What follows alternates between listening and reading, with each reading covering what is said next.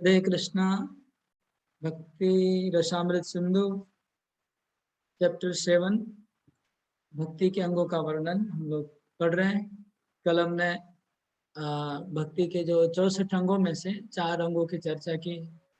गुरुपाद आश्रय, उसके बाद शिक्षा दीक्षा ग्रहण करना, गुरु की सेवा करना और साधु वर्तमानुगमनम, मतलब पूर्वतन आचार्यों के चरणों का अनुसरण करना। ये हमने कल लोग पढ़ा। अभी आज उससे आगे बढ़ते हैं। ओके, कल हम लोग ने ये पढ़ा 4 नंबर भक्ति का अंग स्टडी किया, जिसमें लिखा था कि हमें जो पहले आचार्य लोग ने जिस रास्ते से गमन किया उसको अनुसरण करना चाहिए। 5 नंबर भी हो गया। 5 नंबर में लिखा है कि जो व्यक्ति जिज्ञासा वादी, जो जिज्ञासा करता है, पूछता है, वो भक्ति में जल्दी आगे बढ़ेगा। तो पूछना चाहिए। 5 नंबर सद्धर्म परीक्षा। 6 नंबर कृष्णार्थे भोगादि त्याग, कृष्ण के लिए भोग का त्याग करना। ये भी डिस्कस हो गया। इसमें कैसे हमने चर्चा की कि जो लोग कृष्ण के लिए इस जीवन में भोग करने को अगर त्याग करेंगे, उनके लिए वैकुंठ में, वैकुंठ की सब संपत्ति उनके नाम से अभी से रजिस्टर हो जाएगी एडवांस में, और प्रतीक्षते, प्रतीक्षा में प्रतीक्षा करेगी। हाँ, लिखा है प्रतीक्षति, वैकुंठ की संपत्ति उनकी प्रतीक्षा करती रहेगी कि अरे जैसे जैसे आप जो स्कीम होता है इन्वेस्टमेंट का, है ना, आप अगर 5 लाख रुपया जमा कर देंगे अभी, तो 5 साल के बाद आपको 10 लाख मिलेगा। तो 10 लाख आपका इंतजार करता रहेगा कि जब ये आएगा तो इसको हम 10 लाख देंगे। इंतजार करते। ऐसे अगर हम कुछ त्याग कर लेंगे अभी, तो वैकुंठ में हमारे नाम से इतना संपत्ति जमा हो जाएगा। जितना त्याग करेंगे उनसे लाखों गुना, करोड़ों गुना ज्यादा। ये हम लोग को भोग त्याग करने के लिए इंकरेज किया जा रहा है, इसलिए ऐसा वर्णन है, ताकि हम लोग इजीली त्याग कर पाए। नहीं तो हम लोग त्याग नहीं कर पाते। ओके, नेक्स्ट अभी आ गया द्वारकावास। ये भी हो गया। आप लोग बोल नहीं रहे। द्वारका धामवास का भी डिस्कस हो चुका है। हमने इसका डिस्कस कर चुके हैं। एक रात, मतलब शास्त्र में 1 महीना, 15 दिन, 1 साल, जितना भी धामवास करेंगे उतना फायदा होगा। 10 तक हो गया, 11 से चालू करते हैं। 10 था पॉजिटिव, 10 नेगेटिव, 20 जो है भक्ति के द्वार है। याद रखेंगे 64 में से जो 20 है पहला, वो भक्ति का एंट्रेंस है। एंट्रेंस में 2 है, जय विजय, नेगेटिव पॉजिटिव। 10 नेगेटिव, 10 पॉजिटिव, ये 20 को पालन करना है। उसमें भी मतलब जो भक्ति नए आए उनको 10 पॉजिटिव ही करना पड़ेगा, पॉजिटिव बोलना होगा। नेगेटिव साथ साथ में, मतलब नेगेटिव मतलब अभक्तों का संग, ये तो जरूरी है। नेगेटिव बोल सकते, बहुत सिंपल नेगेटिव है। ओके, अभी 11 नंबर से शुरू करेंगे। पहले अभक्तों का संग त्याग करना। तो कात्यायनी संहिता से श्लोक आया है। देखिए, रूप गोस्वामी ने हम लोग के सुविधार्थ कितने शास्त्रों का स्टडी किया और कहाँ कहाँ से कोटेशन लाया है। तो लिखा है, वरम होता वह ज्वाला पंजरांतर व्यवस्थिति, न शौरी चिंता विमुखा जन संवास वैशम। वरम होता वहन ज्वाला पंजरांतर व्यवस्थिति, न शौरी चिंता विमुखा जन संवास वैशम। यहाँ पर एक भक्त कहता है कि अगर मुझे एक लोहे के पिंजरे में चारों तरफ आग लगा देंगे, आग लगा के लोहे के पिंजरे में अगर मुझे बंद कर देंगे, मतलब मैं लोहे के पिंजरे में हूं और आग लग गया है, मतलब मैं बाहर नहीं निकल पाऊंगा, मैं जल के मरूंगा, तो भी अच्छा होगा, तो भी अच्छा होगा। लेकिन जो कृष्ण का भक्त नहीं है, तो कृष्ण की चिंता से विमुख है, उसके साथ मुझे रहना पड़े, उसके साथ बैठना पड़े, रहना पड़े, खाना पड़े, सहन करना पड़े, तो वो मुझे मंजूर नहीं है। ये निष्ठा है, भक्ति की निष्ठा है। भक्ति अगर मुझे आग लगा हुआ पिंजरे में भी अगर रहना पड़े तो ठीक है, लेकिन जो कृष्ण की चिंता के विमुख व्यक्ति है, उसके साथ मैं बैठना, उठना, सोना, खाना नहीं चाहता हूँ। मतलब जो कृष्ण चिंता विमुख व्यक्ति हैं, उनके साथ बैठने से, उठने से, खाने से क्या होगा, वो कृष्ण से विमुख बातें करेगा, उनकी बातों में कहीं कृष्ण नहीं रहेंगे। तो हमारी चेतना भी कृष्ण से विमुख होगी जितना देर हम उनके साथ रहेंगे। और वो नेगेटिव एनर्जी इतना फोर्सफुल होता है कि अगर चाहते हुए भी आप उसके सामने जप नहीं कर सकते, आप उसके सामने कृष्ण की बात ही नहीं कर सकते, क्योंकि वो नहीं चाहता है। तो एक एक एक नेगेटिव वाइब्रेशन होता है बॉडी में ना, सबका पॉजिटिव नेगेटिव वाइब्रेशन होता है।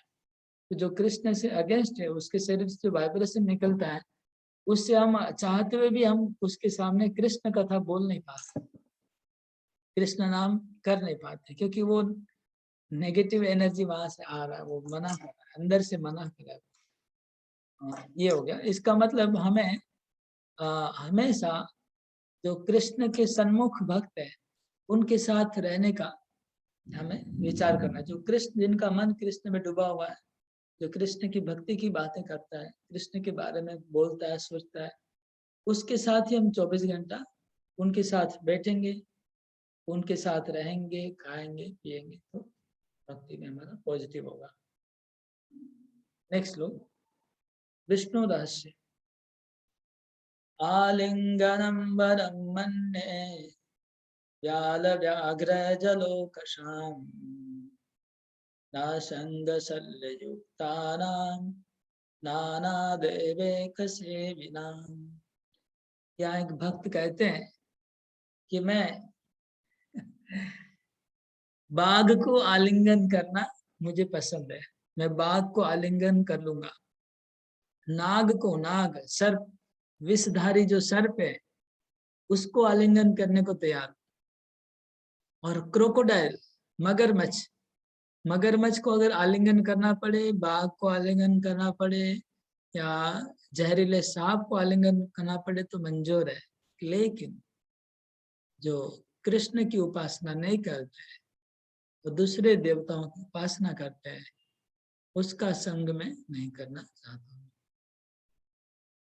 तो ये निष्ठा हो गई, मतलब भक्ति की। तो मैं, क्योंकि उनको लग रहा है कि बाघ का आलिंगन करना मतलब मृत्यु के मुंह में हाथ देना, मर जाना, मतलब मरना, मरने को तैयार है, मर जाना पड़े। क्योंकि बाघ का जब आलिंगन करेगा तो कृष्ण की याद आएगी, और कृष्ण को नेगेटिव एनर्जी नहीं है उधर, तो कृष्ण को आपको भुला देगा, ऐसा कुछ नहीं है। क्रोकोडाइल को भी आलिंगन करें, मर जाएंगे, लेकिन कृष्ण की चिंता करते करते मर जाएंगे। लेकिन अभक्तों का संग करेंगे तो कृष्ण की चिंता नहीं होगी। तो ऐसा निष्ठा तो हम लोग में तो बिल्कुल नहीं है, मेरे में तो नहीं है। हाँ, ऐसे निष्ठा होने से अच्छा होता। ओके, उसके बाद 13, 14, 12, 13, 14 तीनों आइटम के लिए एक श्लोक का रेफरेंस दिया हुआ है। एक ही श्लोक में 3 बात है।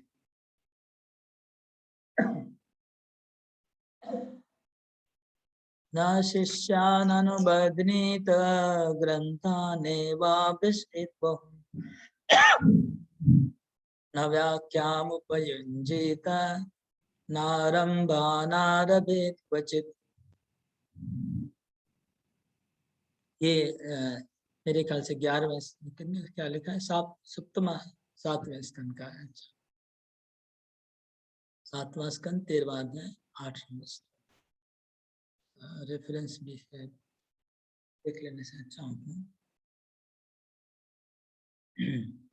बोले ना शिष्यान अनुबंधनित, शिष्यों के द्वारा बंधन में नहीं पड़ना चाहिए, शिष्यों के बंधन में नहीं पड़ना चाहिए। न ग्रंथान, नए ग्रंथान अभ्यसित हो, बहुत सारे ग्रंथ नहीं पढ़ने चाहिए। बहुत सारे ग्रंथ नहीं पढ़ने का मतलब जो ग्रंथ भक्ति के विरोधी ग्रंथ है, भक्ति से जिन ग्रंथों का संपर्क नहीं है, वो सब ग्रंथों को पढ़ने की जरूरत नहीं है। बहुत लोग को इंटरेस्ट होता है ना, बहुत, जैसे आपका उसको क्या बोलते हैं, जो जो टीवी में आता है ना, जो जंगल का सब पिक्चर दिखाते हैं, क्या बोलते हैं उसको, कौन सा ग्राफी, तो उसमें सब इंटरेस्ट नहीं लेना चाहिए कि जंगल में क्या क्या है जो हो रहा है। भूगोल का इतिहास पढ़ेंगे, पूरा दुनिया भर का इतिहास, पूरे वर्ल्ड का हिस्ट्री पढ़ेंगे, ये सब जरूरत नहीं है। दुनिया भर का ग्रंथ पढ़ने की कोई जरूरत नहीं है। क्या भागवतम पढ़ेंगे, गीता पढ़ेंगे, भक्ति ग्रंथ पढ़ेंगे तो काम हो जाएगा।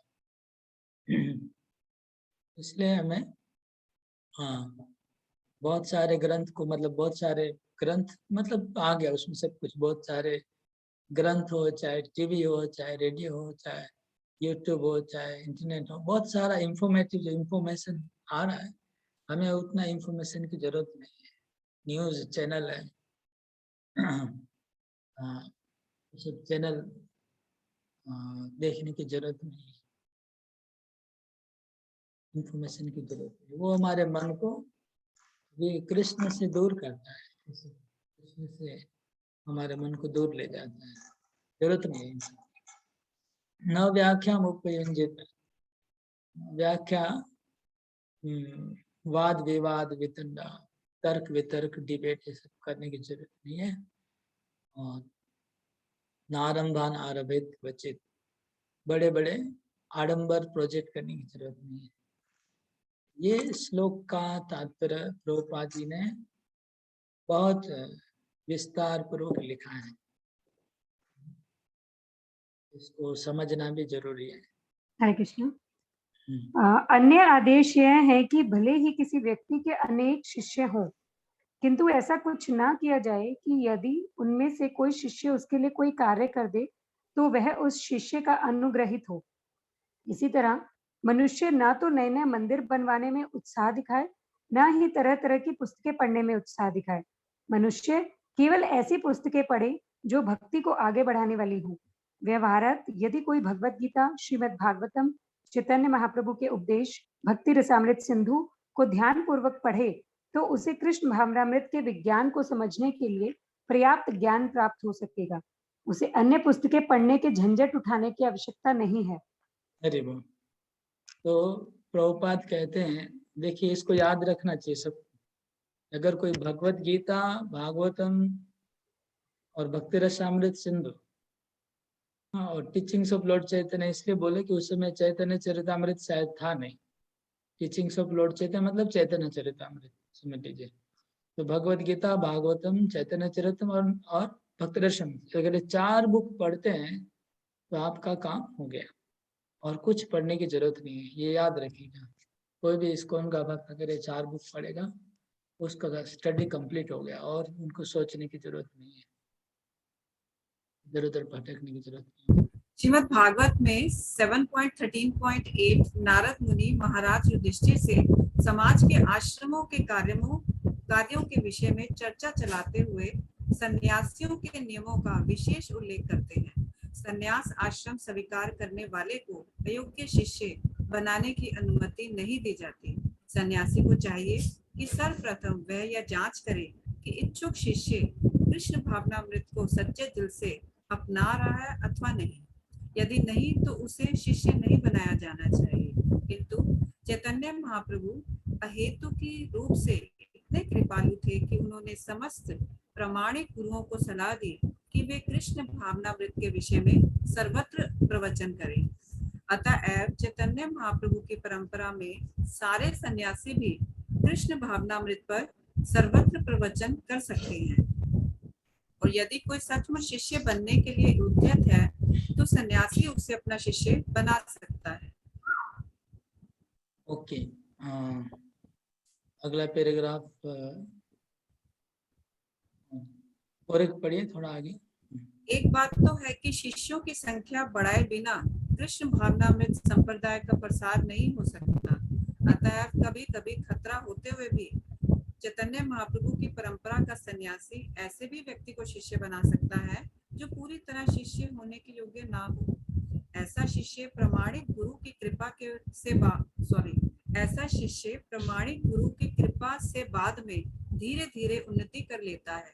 किंतु यदि कोई व्यक्ति प्रतिष्ठा या मिथ्या सम्मान की दृष्टि से शिष्यों की संख्या बढ़ाता है तो वह कृष्ण भावनामृत के पद से निश्चय ही च्युत हो जाएगा। तो यहाँ पर एक प्रश्न है कि शास्त्र में लिखा है कि अधिक शिष्य नहीं बनाना चाहिए, इस्कॉन के गुरु लोग इतना शिष्य क्यों बनाते हैं? बताइए, कौन बताएगा? ये शास्त्र में लिखा है कि अधिक शिष्य नहीं बनाना चाहिए। और पहला क्वेश्चन है कि इस्कॉन के गुरु लोग इतना शिष्य क्यों बनाते हैं। दूसरा क्वेश्चन है उसके साथ में कि शास्त्र में कहते हैं कि अयोग्य व्यक्ति को अगर योग्य परीक्षा लेनी चाहिए, गुरु को परीक्षा लेनी चाहिए और एकदम पक्का होगा उसको ही शिष्य बनाना चाहिए। लेकिन देखा जाता है कभी कभी अयोग्य व्यक्ति को भी शिष्य बनाया जा रहा है। तो ऐसा क्यों किया जा रहा है और उसका कॉन्सिक्वेंस क्या होगा, और ऐसा क्यों किया जा रहा है, उसका कॉन्सिक्वेंस क्या होगा? प्रभु जी इसमें क्या है कि जैसे श्रील प्रभुपाद जी ने किया, अगर विदेश के अंदर वो जैसे हिप्पी लोग थे जो कि बिल्कुल भी योग्य नहीं थे, अयोग्य थे, अगर उन्हें वो शिष्य नहीं बनाते तो प्रचार प्रसार किस तरीके से विदेश में होता। तो इसलिए अगर संख्या को नहीं बढ़ाया जाएगा तो प्रचार प्रसार नहीं होगा और ये खतरा तो लेना ही पड़ेगा। Okay, thank you. हाँ भावना माता जी आप बोलेंगे। अभी कुछ सवाल है कि शास्त्र क्यों मना कर रहा है फिर, और यहाँ पर फिर दोनों इसका भी आंसर दूं प्रभु जी? और कोई बोले जी। हाँ, भावना माता ने हाथ नीचे कर दिया है। हाँ उधर माता जी आप कुछ बोलेंगे? प्रभु जी जो मुझे थोड़ा सा समझ आया प्रभु जी, चैतन्य महाप्रभु जब भी प्रचार करते थे तो वो यही कहते थे कि बिना पात्रता देखे वो हरि नाम का प्रचार करते थे। लेकिन तो चैतन्य महाप्रभु करते थे, लेकिन शास्त्र में फिर मना भी किया जा रहा है, नहीं करना चाहिए अयोग्य लोगों को।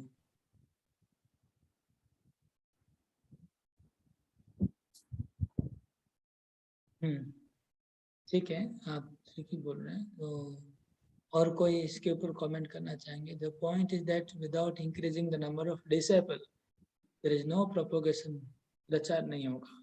Therefore sometime at a risk, खतरा लेकर के, जैसे माता ने ये खतरा शब्द यूज किया ऑलरेडी, सन्यास in the line of Chaitanya Mahaprabhu में एक्सेप्ट है। प्रभुपाद बोलते हैं मैं एक्सेप्ट, मतलब ग्रहण कर सकते हैं, ग्रहण करना चाहिए ऐसा नहीं बोल रहे कि खतरा लेकर के। जो चैतन्य महाप्रभु की धारा में जो सन्यासी लोग हैं वो खतरा लेकर के भी अयोग्य शिष्य को भी स्वीकार कर सकते हैं। Even a person is not fit to become disciple. फिर बोलते हैं later on by the mercy of spiritual master disciple will become, बाद में योग्य हो जाएगा। However, if one increases the number of disciples simply for prestige, लेकिन अगर कोई खाली अपनी संख्या बढ़ाता है शिष्यों की, तो शिष्यों की संख्या बढ़ाने के पीछे दो कारण है। एक कारण है कि महाप्रभु के मिशन को आगे बढ़ाना है, इसलिए शिष्य की संख्या बढ़ाना है। दूसरा बढ़ाने का कारण है कि हमारा प्रेस्टीज बढ़ाना है, कि हमारे इतने शिष्य हैं, तो हमारे ज्यादा शिष्य होंगे तो हमारी प्रेस्टीज बढ़ जाएगी। तो ये दो कारण है। तो इसमें अगर दूसरे कारण के लिए शिष्य बढ़ाएंगे कि हमारा प्रेस्टीज बढ़ेगा, तो क्या होगा? तो फिर खतरा है। देखिए प्रभुपाद क्या बोला, however if one increase disciple simply for prestige and false honor, he will surely fall down, मतलब वो गुरु का fall down होगा। गुरु का fall down हो जाएगा, जो शिष्य बढ़ा रहा है उसका fall down है, क्योंकि इतने से अयोग्य शिष्य मिल के उनको खींच के गिरा देंगे। उनका जो पापों का भार है वो भार को ढो नहीं पाएगा ना गुरु, क्योंकि अयोग्य शिष्य है। तो वो गिराएंगे उसको। और अगर वो महाप्रभु के मिशन के लिए कर रहा है तो उसका जो बर्डन है वो महाप्रभु ले लेंगे, लेकिन अपने लिए कर रहा है तो अपने को उसका रिएक्शन लेना पड़ेगा। तो फिर भी हमें क्या करना चाहिए, मतलब कौन ये खतरा लेगा कौन नहीं लेगा, खतरा लेना चाहिए कि नहीं, ये सब थोड़ा सोचने का विषय है। हरे कृष्ण प्रभु, दंडवत प्रणाम। इसी प्रकार प्रामाणिक गुरु को अपनी विद्वता प्रकट करने या जगह जगह जाकर व्याख्यान देने की, लोकप्रियता प्राप्त करने की दृष्टि से अनेकों अनेक पुस्तकें पढ़ने की आवश्यकता नहीं है। उसे ऐसी बातों से बचना चाहिए। यह भी कहा गया है कि सन्यासी को मंदिर बनवाने में अधिक उत्साह नहीं दिखाना चाहिए। हम चैतन्य महाप्रभु की परंपरा वाले अनेक आचार्यों के जीवनों से यह देख सकते हैं कि वे मंदिरों के बनवाने में अधिक उत्साह नहीं दिखाते थे, किंतु यदि कोई आकर कुछ सेवा करना चाहेगा तो वही संकोची आचार्य ऐसे सेवकों को बहुमूल्य मंदिर बनवाने के लिए प्रोत्साहन देंगे। उदाहरण, सम्राट अकबर के सेनापति महाराज मानसिंह ने श्रील रूप गोस्वामी की सेवा करनी चाहिए तो विशाल मंदिर बनवाने की आज्ञा दे दी।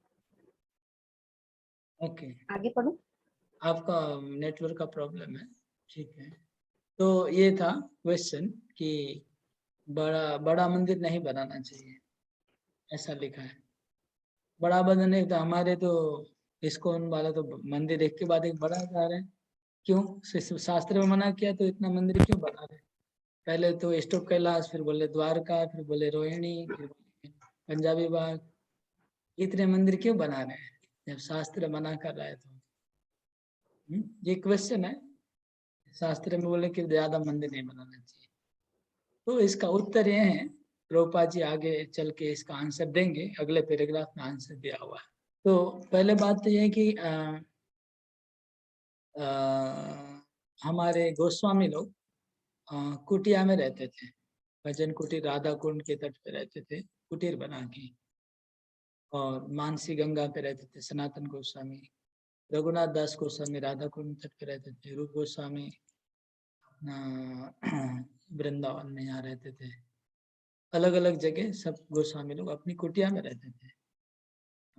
मंदिर बनाने के लिए कभी उन्होंने किसी को बोला नहीं, कभी उन्होंने कलेक्शन नहीं किया डोनेशन मंदिर बनाने के लिए, कभी कोई प्रयास नहीं किया मंदिर बनाने के लिए। लेकिन जब राजा आया, मानसिंह राजा, प्रभुपाद बोल रहे हैं, जो भी हो, कोई बोलता है मानसिंह राजा, कोई बोलता है और कोई, जो भी, तो मानसिंह राजा जब आया कि मैं आपको कुछ देना चाहता हूँ, तब रूप गोस्वामी ठीक है आप मंदिर बना दीजिए, तो गोविंद देव का मंदिर बना दिया। लेकिन आश्चर्य की बात है कि मंदिर बनाने के बाद रूप गोस्वामी उस मंदिर में नहीं रुके, वो अपनी कुटिया में रहते थे मंदिर बनाने के बाद भी। तो यहाँ पर सीक्रेट है, सीक्रेट शायद अगले पैराग्राफ में क्लियर होगा, मैं देखता हूँ। इस तरह गुरु को चाहिए कि वह मंदिर बनवाने की जिम्मेदारी अपने ऊपर ना ले, किंतु यदि किसी के पास धन है और वह इस धन को कृष्ण की सेवा में खर्च करना चाहता है, तो रूप गोस्वामी जैसे आचार्य को चाहिए कि भक्त के धन का सदुपयोग भगवान की सेवा हेतु एक सुंदर मूल्यवान मंदिर बनवाने में करा दे। दुर्भाग्यवश ऐसा होता है कि अयोग्य गुरु धनिक पुरुषों के पास पहुंचकर मंदिर बनवाने के लिए धन मांगते हैं। यदि ऐसा धन अयोग्य गुरु द्वारा अपने आराम से रहने के लिए मूल्यवान मंदिरों के बनवाने में लगा दिया जाता है, किंतु उपदेश का कोई कार्य नहीं चलाया जाता, तो यह स्वीकार्य नहीं है। दूसरे शब्दों में, गुरु को तथाकथित आध्यात्मिक उन्नति के नाम पर मंदिर के भवन बनवाने के लिए उत्साह नहीं दिखाना चाहिए। प्रत्युत उसका सर्वोपरि कार्य धर्मोपदेश होना चाहिए। इस संबंध में शील भक्ति सिद्धांत सरस्वती गोस्वामी महाराज ने संस्तुति की है कि गुरु को चाहिए कि वे पुस्तकें प्रकाशित करे। यदि किसी के पास धन है तो उसे चाहिए कि उस धन को कीमती मंदिर बनवाने के बजाय कृष्ण भावनामृत आंदोलन के प्रसार हेतु विभिन्न भाषाओं में प्रामाणिक पुस्तकें प्रकाशित करने में लगाए। ओके, तो यहाँ पर जो लोग थोड़ा सीरियसली पढ़ेंगे बुक, तो आपको समझ में आएगा कि इसके अंदर क्या क्या पॉइंट प्रभुपाद जी ने कौन से बात के प्रभुपाद जी ने जोर दिया है। आप जो लोग सीरियस स्टूडेंट से समझ गए होंगे मंदिर बनाने की क्या क्या बातें बोली है।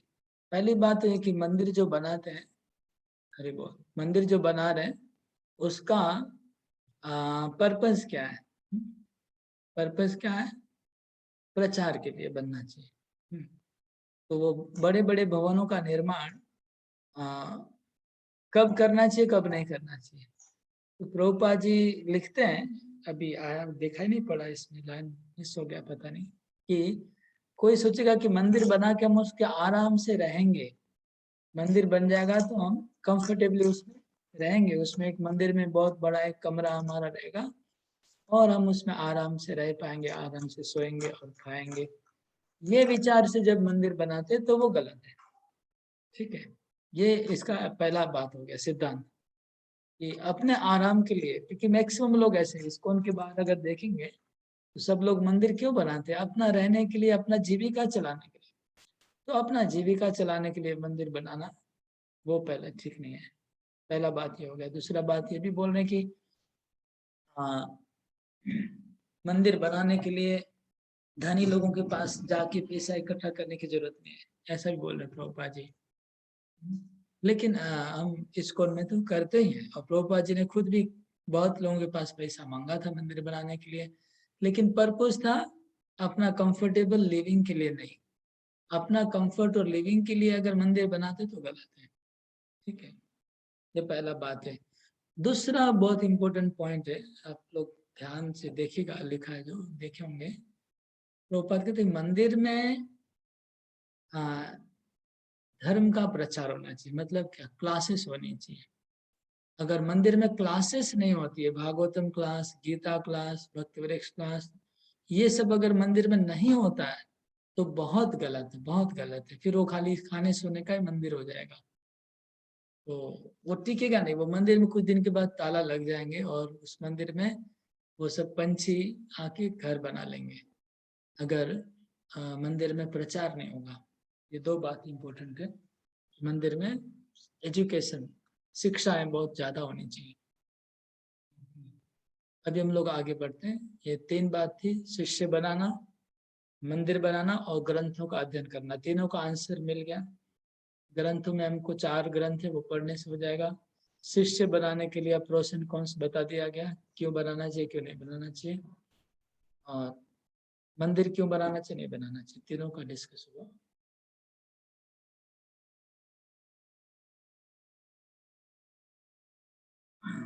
आगे श्लोक नंबर 114, 15 नंबर आइटम है। अलब्धेवा विनष्टेवा भक्ष्याच्छादन साधने अविक्लवमतिर्भूत्वा हरिम एव धिया स्मरे। ये श्लोक मतलब ज्यादा रिलेवेंट है ब्रह्मचारी और सन्यासी के लिए, लेकिन हम इसको खींच के हम इसको गृहस्थ लाइफ में भी इसको प्रयोग किया जा सकता है। इसको थोड़ा उसको खींचना पड़ेगा श्लोक को, तब समझ में आएगा। तो अलब्धेवा विनष्टेवा, जो सन्यासी और ब्रह्मचारी जो भिक्षा करके जीवन जीते, उनको अगर किसी दिन भिक्षा में कुछ नहीं मिला, अलब्ध, समझ लीजिए आज दोपहर को भिक्षा में कुछ नहीं मिला, तो भूखा रहना पड़ेगा। या फिर विनष्टेवा, विनष्टे मतलब कुछ विनाश हो गया। हाँ, हमारा कुछ तोड़ दिया किसी ने, तोड़ फोड़ हो गया, वाह, कुछ चोरी हो गया, कुछ चीजें हमारी खो गई। गृहस्थ जीवन में भी ऐसा होता होगा। अलग मतलब आपका नौकरी चला गया, वह धंधा में लॉस हो गया, ये गृहस्थ के साथ भी मैच हो जाएगा, कोई प्रॉब्लम नहीं है। तो अलग मतलब आपको नौकरी में समझ लीजिए, अभी कोरोना के चक्कर में, लॉकडाउन के चक्कर में नौकरी में नहीं मिल रहा है, जितना सैलरी होना था उससे आधा दे रहे, 1/3 दे रहे, वह नौकरी से निकाल दिया, बिजनेस डाउन है, तो वो अलग दे, विनष्ट, वह विनाश हो गया। भक्ष्य आच्छादन साधन, भक्ष्य मतलब भोजन, आच्छादन मतलब कपड़ा, तो भोजन, रोटी, कपड़ा और मकान जो हमको जीने के लिए आवश्यकता है, कपड़ा, मकान और खाना। ये जो चीजें हैं, रोटी, कपड़ा और मकान, ये तीनों चीजें अगर हमारी कोई छीन लेता है या कोई हमको नहीं देता है, वह हमें प्राप्त नहीं होता है, तो हमें अविक्लवमति, हमें हमारा माइंड को डिस्टर्ब नहीं होना चाहिए। क्यों नहीं होना चाहिए? हरिम एव धिया स्मरेत, ये बहुत बड़ी बात है। हृदय में हरि को स्मरण करना चाहिए। क्यों हरि को स्मरण करना चाहिए? हरि को इसलिए स्मरण करना चाहिए कि हरि सब हरण करने वाला है। तो वो जो आपका, आपके साथ किसी ने अगर धोखा दिया आपको, तो उसके अंदर हरि को देखिए कि हरि ने ऐसा किया। हरि मतलब हरण करने वाला। हरिम एव धिया स्मरे। तो बहुत अच्छा है। मैं ब्रह्मचारी आश्रम में जोकिंगली बोल रहा था कि कभी कभी हमारा गमछा खो गया व कोपिन खो गया, हाँ, तो गमछा खो जाने से फिर एक डिवोटी मंदिर में, आश्रम में रहने वाले डिस्टर्ब हो जाते, झगड़ा हो गया। तो हरि मतलब, हरि का दूसरा अर्थ है बंदर, हाँ? तो बंदर कपड़ा छीन के ले जाता है। बंदर क्या करता है, आप अगर जाएंगे कभी देखिएगा, वृंदावन में काम्यवन है। काम्यवन में हजार हजार बंदर है, लाख लाख बंदर है, हजार लाखों की संख्या में बंदर है। तो काम्यवन में एक गारंटी है, आप कहीं पर भी कोई भी कपड़ा रखेंगे वो बंदर ले जाएगा ही। तो अब बंदर ले गया तो आप किसको झगड़ा करेंगे, किसको मारेंगे, क्या करेंगे? कुछ नहीं कर सकते ना। ऐसे ही तो हरि एक मतलब हरण करने वाला, बंदर भी हरण करता है, तो उसका नाम हरि है। तो हमारे कृष्ण है, वो भी हरि है, वो भी हरण करते हैं, हमारे दुखों को हरण करते हैं, पापों को हरण करते हैं, और हमारे अनर्थों को हरण करते हैं, और हरण करने की लीला करते रहते हैं। वस्त्र हरण भी करते हैं और सब कुछ। वो चोराग्रगण्यम पुरुषम नमामि, वो चोराग्रगण्यम स्तोत्र है, उसमें गाया है कि आप सब हरण कर लेते हैं। हमारा मान सम्मान को भी हरण करते हैं, हमारे धन को भी हरण करते हैं, हमारे सब कुछ हरण करते हैं। तो उसी चोराग्रगण्य पुरुषम हरि है ना, उनका स्मरण कर लेना चाहिए। अगर कभी हमारे साथ ऐसा कुछ धोखा हुआ, कुछ हरण हो गया, तो उनको याद करना चाहिए। ये इसलिए बहुत परफेक्ट श्लोक है। हरि को स्मरण करेंगे तो फिर आपको दुख नहीं होगा, हंसी आएगी। Then you will laugh. जैसे बंदर आपका अगर कपड़ा चोरी करके ले जाता है, तो आपको दुख होता है, साथ में हंसी भी आती है ना, दोनों आते हैं। जैसे चश्मा ले जाते हैं बंदर वृंदावन में, तो चश्मा लेने वाले हंसते भी है, रोते भी है। ऐसा ही है। तो जब हम भगवान को स्मरण करेंगे तो फिर हंसना ही आएगा। हरि बोल। तो आशा करता हूँ समझ में आया इस श्लोक को।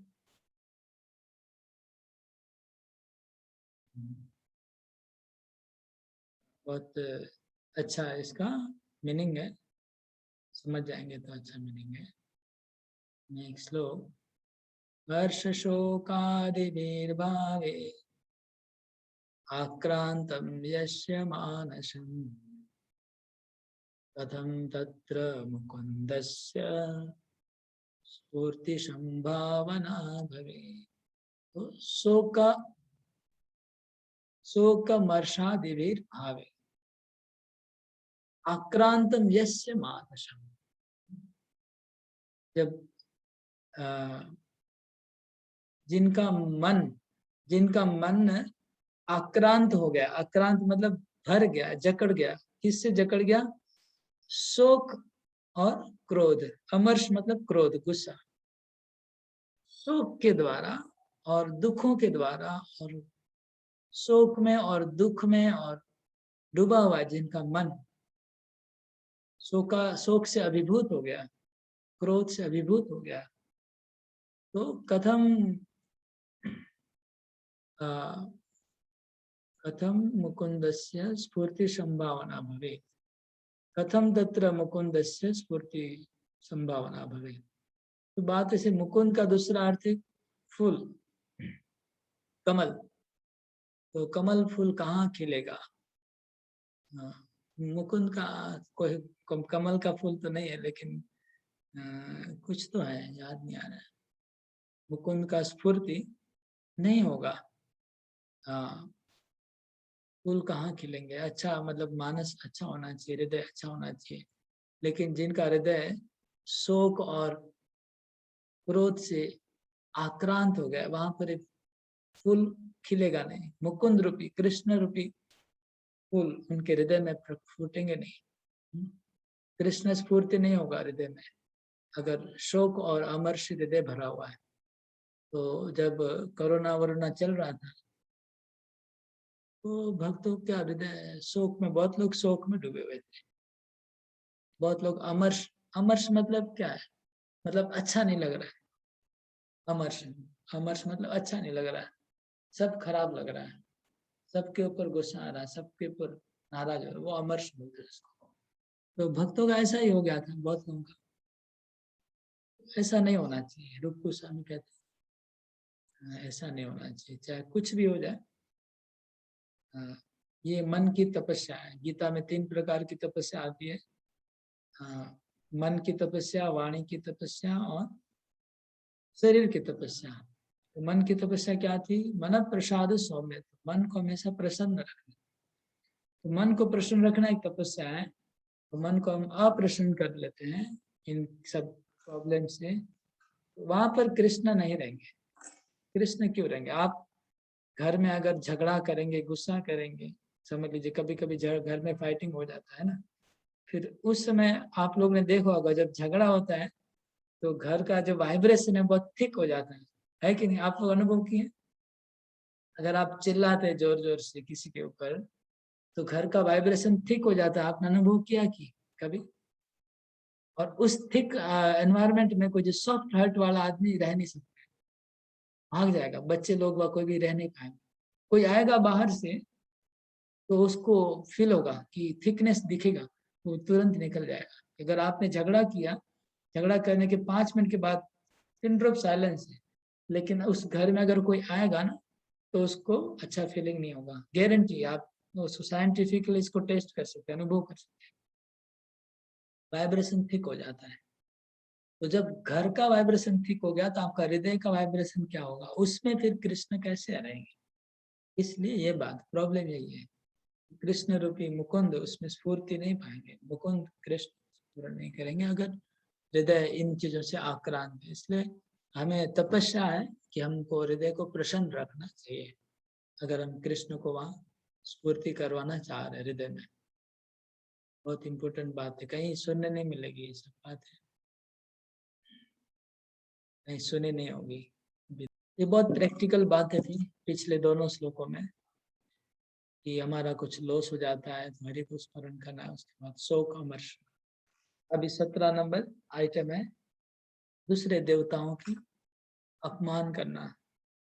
हरिरेवा सदाराध्य सर्वदेवेश्वरेश्वर इतरे ब्रह्म रुद्राद्या नावज्ञेया कदाचन। हरिरेव सदा आराध्य, हरि ही हमारे आराध्य देव हैं। हमें हरि की आराधना करनी है सदा, all time, all time 24 hour हमको केवल हरि की आराधना करनी है। ऐसा नहीं कि 12 घंटा कृष्ण को देंगे, 6 घंटा ब्रह्मा को देंगे, 6 घंटा शिव जी को देंगे, 2 घंटा सरस्वती देवी को देंगे। ऐसे ऐसे देवताओं को खुशी करने की जरूरत है। 24 आवर हरि को ही आराधना करनी है। लेकिन बट इतरे ब्रह्म रुद्राद्या नावज्ञेय कदाच, कभी भी दूसरे देवता को अपमान नहीं करना है।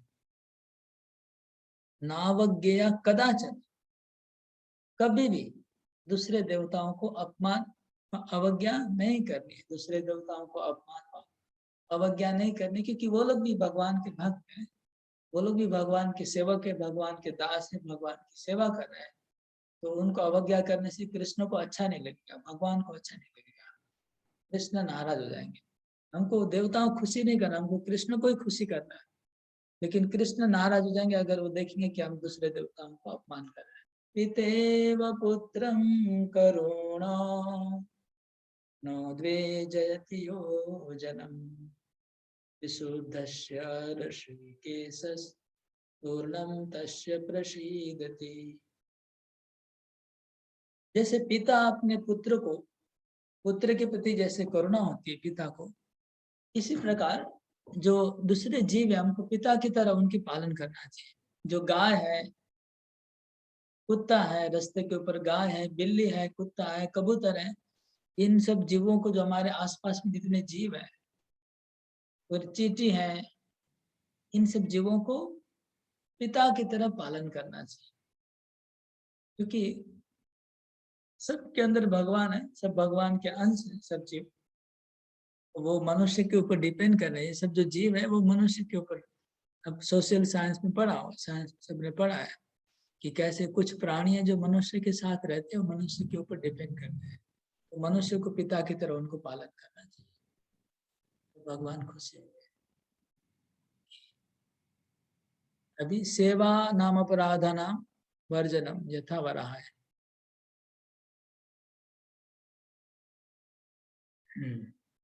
ममार्चनापराधाये कीर्त्यन्ते वसुदेव मया वैष्णवेन ते तु वर्जनीया प्रयत्नतः। तो भगवान कहते हैं कि जो मेरे अर्चन के अपराध हैं, जो मैंने अलग अलग जगह कीर्तन किया है, उसको भक्तों को प्रयत्न पूर्वक वर्जन करना चाहिए। अर्चन तो हम सेवा अपराध और नाम अपराध की बातें करते हैं। जो सेवा अपराध है, सेवा अपराध मतलब भगवान के विग्रह के अर्चन संबंधी जो अपराध है, उस सेवा अपराध है। और नाम अपराध भी 10 हैं। तो सेवा अपराध का बहुत बड़ा लिस्ट है। ओके, उसको पढ़ना है तो आप में से कोई भक्त लोग हाथ उठाइए जो रीडिंग करेंगे। सेवा अपराध पढ़ते जाइए कंटिन्यूस।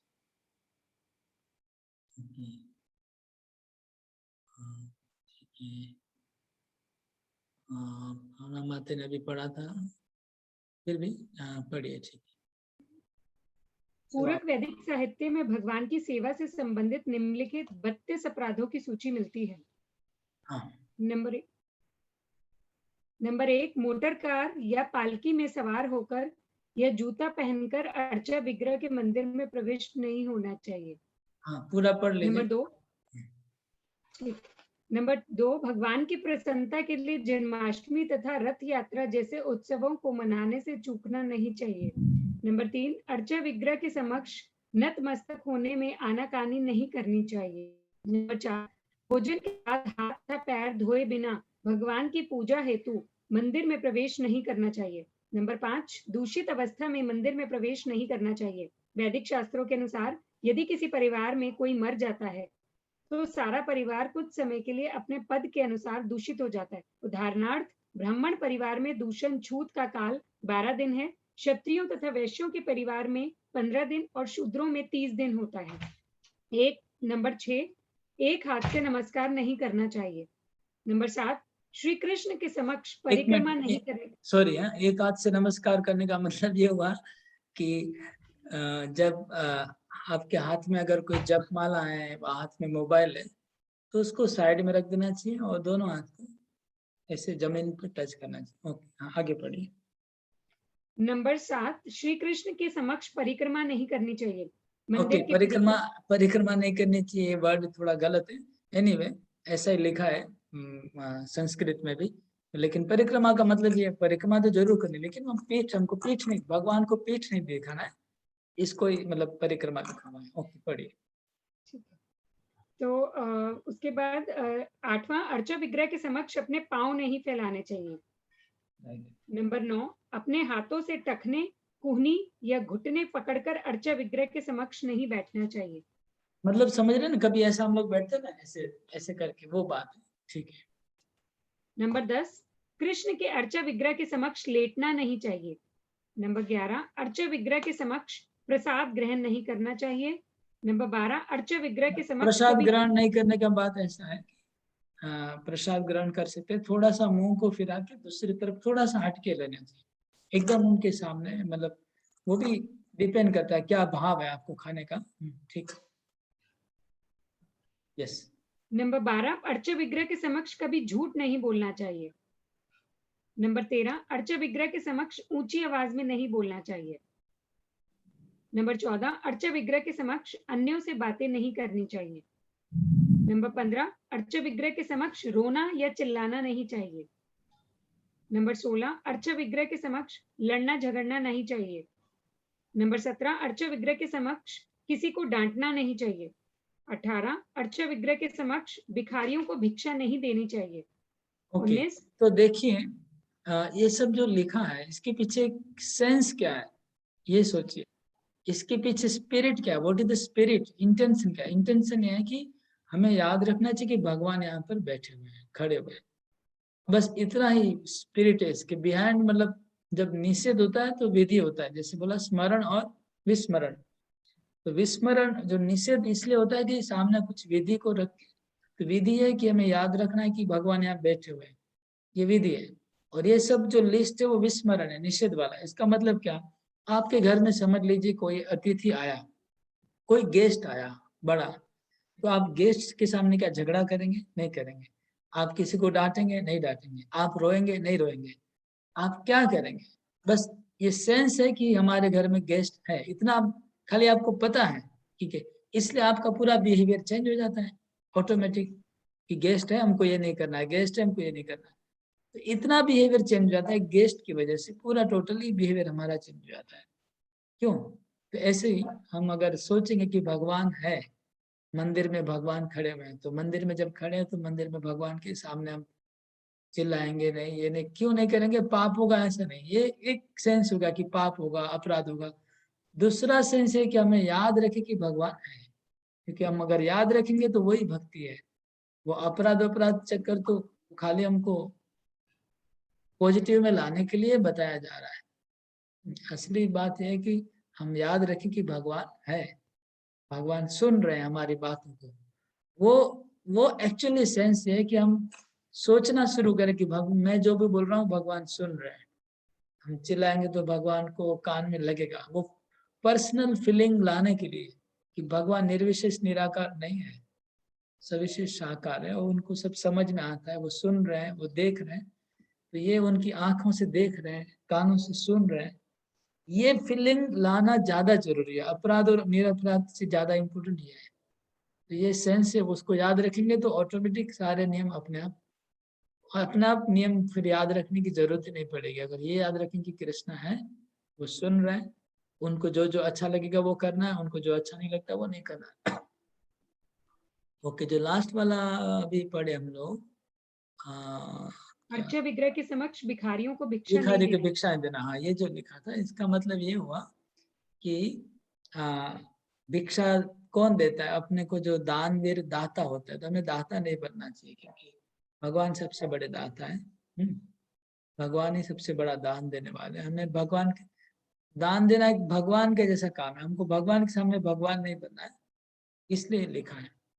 तो कई बार ऐसा मंदिर में हमने देखा है, हुआ है कि हमारे मायापुर में भी एक बार देखा था, गरीबों को बुला के मंदिर में गरीबों को कंबल दिया जा रहा था, कंबल।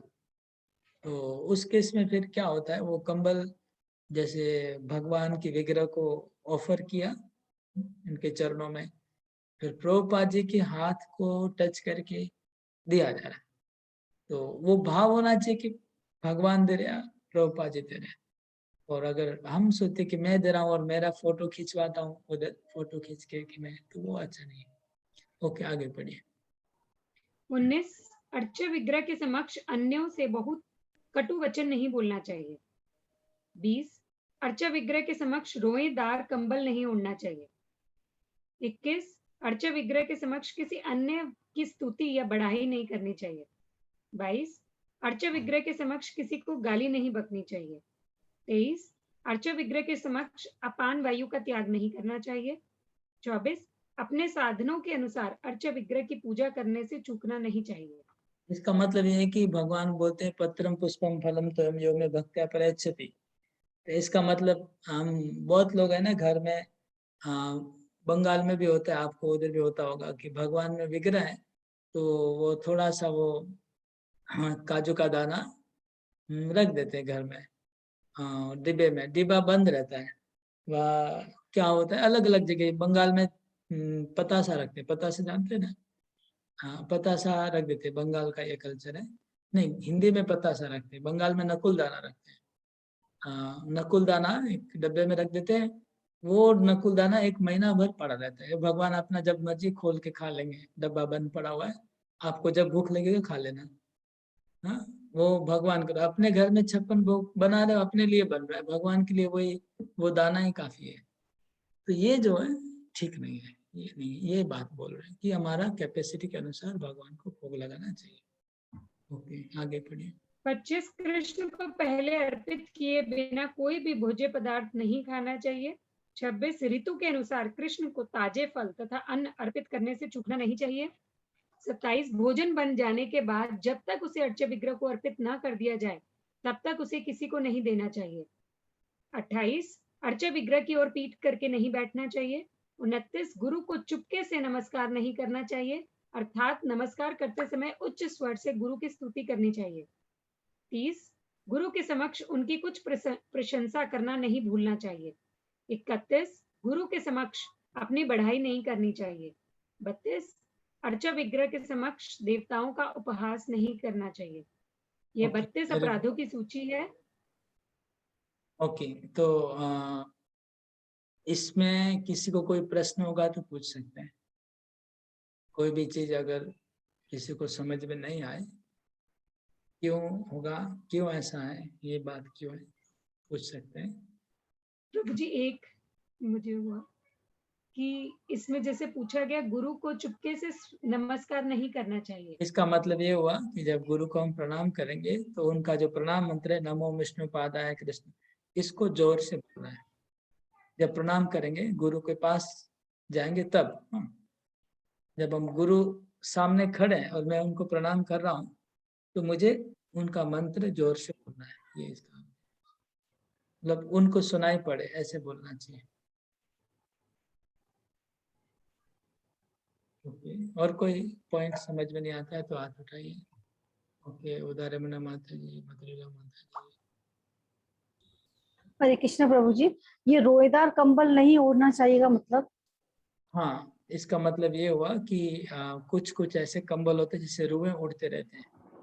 रुएं उड़ते रहते तो भगवान के खाने में अगर चले गए तो बहुत डेंजर है ना। भगवान के खाने में रुआ तो बाल से बनते, भेड़िए के बाल से बनते हैं, वो चले गए तो डेंजर है इसलिए।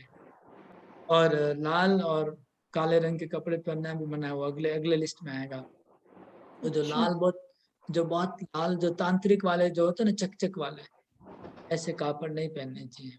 पुरुष लोग जो पहनते हैं तांत्रिक, और महिला लोग जो थोड़ा जो वो वाली महिला होती है, वो लोग लाल कपड़े ज्यादा पहनती है। तो ऐसे चकचक वाले कपड़े जो बहुत ज्यादा आकर्षित आंखों को करती है, नहीं पहनना चाहिए। काले कपड़े भी अपशुकन होता है, जैसे आप देखे होंगे जब दशरथ महाराज घर पे आती है तो कई कई काले कपड़े पहन के सो जाती है। तो काला कपड़ा एक अपमान का और नाराजगी का सूचक है। जब भी कोई स्त्रियां आगे के जमाने में नाराज होती थी, वो लोग काला ड्रेस पहनती थी और घर में काला ड्रेस पहन के सो जाती थी। तो इसलिए काला ड्रेस शुभ नहीं है। मतलब काला मतलब टोटली ब्लैक। अब डिजाइन विजाइन है तो वो थोड़ा अलग बात है। और प्रभु ये था कि इसमें कि गुरु के समक्ष उनकी प्रशंसा करना नहीं भूलना चाहिए। हाँ, तो हम गुरु के सामने इसका मतलब ये हुआ कि गुरु के पास जब हम जाएंगे तो हमें अपने आप को मूर्ख मानना चाहिए और गुरु को बुद्धिमान मानना चाहिए। ऐसा नहीं करना चाहिए कि हम अपनी प्रशंसा करने लग जाएं। ये याद रखना चाहिए। ये एटिकेट एक्चुअली हमारा, क्योंकि बद्ध जीवों का स्वभाव है, इसलिए ऐसा बोलना पड़ रहा है। बाकी जो भक्ति में आगे बढ़ जाते हैं उनके लिए कोई छोटी सी बात है, कुछ भी नहीं। लेकिन मूर्ख लोग देखते हैं, मूर्ख लोग आकर के अपनी प्रशंसा करते हैं, देखते कई बार। मतलब उसको जो सब्जेक्ट की बात कर रहा है, उस सब्जेक्ट में हमारे पास उसे 50 गुण ज्यादा हमको पता है, फिर भी वो अपना ही ओपिनियन रखता है और अपनी बातें बोलते रहता है। तो हम लोग माइंड नहीं करते, लेकिन एक्चुअली एक प्रकार से गुरु अपराध भी ले सकता है कि ये मूर्ख है फिर भी हमको उपदेश दे रहा है, ऐसा फीलिंग आता है।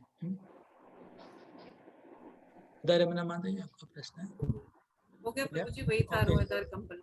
रजनी माता जी, आपका भी हो गया लगता है? हाँ जी, एक तो वो रोएदार वाला था, एक प्रभु जी जैसे इसमें आया था भी भिखारियों को वो देना चाहिए। जैसे हमारे घर में अगर गेस्ट आते हैं कोई, हम कोई गिफ्ट देते हैं किसी को, एक्चुअली तो क्या है, ये जो मंदिर जो रूल बताया गया 32 रूल, हाँ, इसमें जो मैक्सिमम जो रूल है वो मंदिर के लिए है। घर के लिए नहीं है ये रूल्स। ठीक है। तो घर में इसको थोड़ा एडजस्ट करना होगा। मतलब ये रूल याद रखेंगे घर में भी कि भगवान है, घर लेकिन में भी हम भगवान को ऑफर करके फिर दे सकते हैं, मतलब जो हाँ गिफ्ट। भगवान को ऑफर करके, लेकिन ये भावना होनी चाहिए कि हम दाता है, ऐसा भावना नहीं होनी चाहिए। Thank you. सदा जोगी प्रभु। अर्चना माता जी, यस बोलिए। हरे कृष्ण प्रभु जी। प्रभु जी जैसे उसमें है ना कि वो अपनी तारीफ नहीं करनी चाहिए, जैसे उसमें लिखा बोला है। तो हमारे यहाँ तो मंदिर में जितना कलेक्शन होता है, जो करके देता है उसकी तारीफ बड़ी जोर शोरों से करी जाती है। मंदिर में अर्चा विग्रह के सामने ही करी जाती है। ओके ठीक है, बोलता हूँ। इसमें लिखा है कि भगवान के सामने और किसी की प्रशंसा नहीं करनी चाहिए, ठीक है। तो इसका मतलब ये हुआ कि भगवान सुप्रीम है, कृष्ण सुप्रीम है, कृष्ण भगवान है, तो और किसी को भगवान नहीं बनाना चाहिए। लेकिन अगर कृष्ण की कोई सेवा कर रहा है और उसकी सेवा की अगर प्रशंसा की जाए तो इनडायरेक्टली भगवान की प्रशंसा है। अगर जैसे कोई भगवान का बहुत सेवा, अगर हम बोलेंगे भगवान का बहुत बड़ा सेवक है, इसमें भगवान नाराज नहीं होंगे कि बहुत बड़ा भगवान का दास है। लेकिन अगर बोलेंगे कि ये भी भगवान से भी पावरफुल है, ये भी भगवान है, तो प्रॉब्लम है। तो ये है, मतलब इंटेंशन ये है कि हम दूसरों को भगवान नहीं बनाना, उनको भगवान का दास, बड़ा दास ही बनाइए। बहुत बड़ा दास है इसलिए माला पड़ा है, बड़ा सर्वेंट बना सकते, भगवान नहीं बनाना है किसी को, ये बात है। प्रभु एक क्वेश्चन और था कुछ। ये कब होता है? जब कोई बड़े नेता वेता आते हैं मंदिर में, हाँ, जैसे कोई मिनिस्टर आया, नेता आया, तभी बहुत लोग जो मूर्ख लोग होते हैं, वो लालची लोग होते हैं, वो नेता लोग को कभी कभी भगवान से भी बड़ा बना देते हैं, ये प्रॉब्लम है। लेकिन भक्तों को आपस में एक दूसरे को प्रशंसा करना, उनकी सेवा की प्रशंसा करें, तो वो इसमें ओके। हाँ मतलब आप पूछ रहे हाँ, तो एक क्वेश्चन ये था ना, दूषित अवस्था में मंदिर में प्रवेश नहीं करना चाहिए। जैसे भी प्रभु कोई की डेथ हो गई है, कुछ हो गया, तो जैसे अब तो इस्कॉन में सब कुछ मानते नहीं है प्रभु, तो कैसे क्या इसका बताइए। ओके, तो उसमें इस्कॉन के जो अथॉरिटी उनको पूछ लेना चाहिए। जैसे इसमें दो बात है, इसमें मंदिर का जो गर्भगृह है, उसका रिस्ट्रिक्शन कुछ अलग है और टोटल मंदिर का रिस्ट्रिक्शन कुछ अलग है, ठीक है, दोनों का लिमिट थोड़ा अलग है। गर्भगृह में और पवित्रता होनी, पूरे टेम्पल में थोड़ा रूल अलग है। तो जैसे प्रभु ये टेम्पल का ही रूल है ना, मतलब जैसे हमारे घर में किसी की डेथ हो जाती है तो उस वक्त भी पूजा तो रुकती नहीं, भगवान की सेवा तो रुकेगी नहीं, तो सेवा करेंगे, भगवान को भोग भी लगाएंगे, सब कुछ करेंगे, तो वो अवस्था तो दूसरी अवस्था है माना जाएगा। उसमें आप देख लीजिएगा, आपका जैसा आप लोग को जैसा फैसिलिटी है, सुविधा है, उसके अनुसार करिए। अगर आपके पास सुविधा है कि जो व्यक्ति दूषित नहीं है, ऐसा कोई व्यक्ति है, तो उससे करवाइए। और अगर कुछ ऐसा नहीं है तो ऐसे अनअवॉइडेबल सर्कमस्टेंस है, तब कर सकते हैं। ठीक है, ठीक है। सदा जगह प्रभु। हरे कृष्णा, धन्यवाद प्रणाम प्रभु। प्रभु जी वो जो बोल रहे थे कि गुस्सा नहीं दिखाना चाहिए अर्थ विग्रह के सामने, so sometimes we do get angry and we scold children, or sometimes it happens. So should we go to other room, or if we have any angry, or how to avoid, what to do at that time? ठीक If है, suppose ठीक है। तो the spirit intention behind this rule is to remember that Krishna is there. That is the spirit. So in my temple, Krishna is there. If you forget that, that is the problem. If you remembering that, then problem is solved. That is one important thing. That first thing is to remember that Krishna is there. So if you remember that Krishna is there, and then after remembering that Krishna is there, now if you chastise anyone with sanction of Krishna, then no problem. Like for example, if I am a teacher, so it is my duty to correct my student. Okay, and that is my duty. So if I do that duty, Krishna will be pleased. Okay, so if you remember that there is Krishna is there, and Krishna wants me to correct another person, I am correcting, then there is no problem. So then your chetana, your consciousness will gradually become very high. आपकी चेतना अच्छी हो जाएगी और आप सोचते कि नहीं हमको गुस्सा करना ही है, हम दूसरे कमरे में जाके करेंगे. So that is second class हो गया, second class solution. ठीक है, मतलब हमको हम गुस्सा त्याग नहीं कर सकते, हम दूसरे कमरे में चले जाएंगे, चलेगा. That is second class. और third class होगा कि उधर भगवान को भूल जाएंगे, भगवान के सामने गुस्सा करने लगेंगे. That is third class. ठीक है. Very good. And one more question was there. Can I ask? Prabhuji, it is as you're saying in this class that if in Bhagavad Gita we came across to know that if I do service to Krishna, Krishna says that some slok that I will take care of whatever you don't have. Yoga Ksham something. Yeah. But here he is saying that if you do service to Krishna, he will take away everything. Haran kar denge, something like. So are they not contradictory to each other? अरे वो problem ये है कि आप लोग कुछ लिखा रहता है कुछ अलग, और इसका इंटरप्रिटेशन आप खुद से अपने हिसाब से कर लेते हैं. ये बहुत बड़ा प्रॉब्लम है. वो लाइन में लिखा है कुछ एक बात और आप उसको दूसरा ही अर्थ निकाल के अपने दिमाग में डाल रहे हैं. ये बहुत बड़ा इंटरप्रिटेशन. ये तो डेंजर कितना है, मिस इंटरप्रिटेशन इमीडिएटली हो जा रहा है. तो आगे अगर गुरु परंपरा में कितना इंटरप्रिटेशन हो जाएगा. इसमें तो ऐसा नहीं लिखा था कि भक्ति करेंगे तो भगवान छीन लेंगे. इसमें ऐसा लिखा था कि अगर आपका कोई छीन लिया तब आप हरि को स्मरण करिए, ये बोला गया. और आप उसका उल्टा कैसे घुमा लिया. आपका जॉब चला गया, आपका बॉस ने आपको हटा दिया, तो आपका कर्म फल है, not Krishna. It is your कर्म फल that you are suffering for that. But उसमें दुखी नहीं होइए, सोच लीजिए कि भगवान ने, हरि ने हरण कर लिया. ऐसा सोचने से शांति मिलेगी.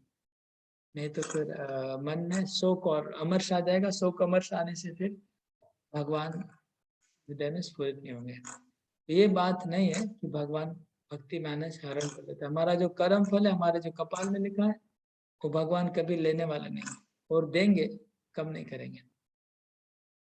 In fact, there is a misconception, sir, Prabhuji, that doing bhakti, when you do the top level, a lot of things will be taken, or something like that. There is a misconception. नहीं, वो ऐसा है कि हमारा जो कर्म फल है बहुत लाखों लाखों जन्म का कर्म फल है. ठीक है, तो उसको हमारे पास आने वाला है. तो आने का जो टाइम है, वो टाइम आगे पीछे हो सकता है. टाइम आगे पीछे हो सकता है. जैसे सम फॉर एग्जाम्पल हमारा 1 लाख जन्म का कर्म फल है, और उसको भोगने के लिए हमको अभी कम से कम 10 लाइफ लगेगा पूरा भोग करने के लिए. 10 जन्म लगेगा. अगर हम 1 लाख जन्म का कर्म फल भोग करना है, 10 जन्म लगेगा. अब 10 जन्म में 100 साल जिएंगे, तब जाके पूरा भोग हमारा कंप्लीट होगा. तो अभी समझ लीजिए हमको 10 जन्म नहीं लेना है, हमको 1-2 जन्म में भगवत धाम जाना है. तो क्या होगा? तो हमको वो 10 साल का कंडेंस करके 1 जन्म में भोगना पड़ेगा. आएगा ना हमारे पास, है कि नहीं? तो इसलिए थोड़ा टाइम आगे पीछे हो सकता है. जो चीज 50 साल के बाद आने वाला है वो पहले आ जाए, वह अलग अलग समय में आने वाला था एक साथ आ जाए. ऐसा हो सकता है. ऐसा हो सकता है. बाकी हमारे कर्म फल के ऊपर एक्स्ट्रा कुछ भगवान हमको परेशान नहीं करने वाले. ऐसा सोचना बहुत गलत है. Why Krishna will do that. हाँ, इसी प्रकार हमको जो पुण्य, हमारा जो एंजॉयमेंट मिलने वाला है 1 लाख जन्म का, वो 10 जन्म एंजॉय करने वाले थे, उसी को भी 1 जन्म में एंजॉय करवा देंगे भगवान।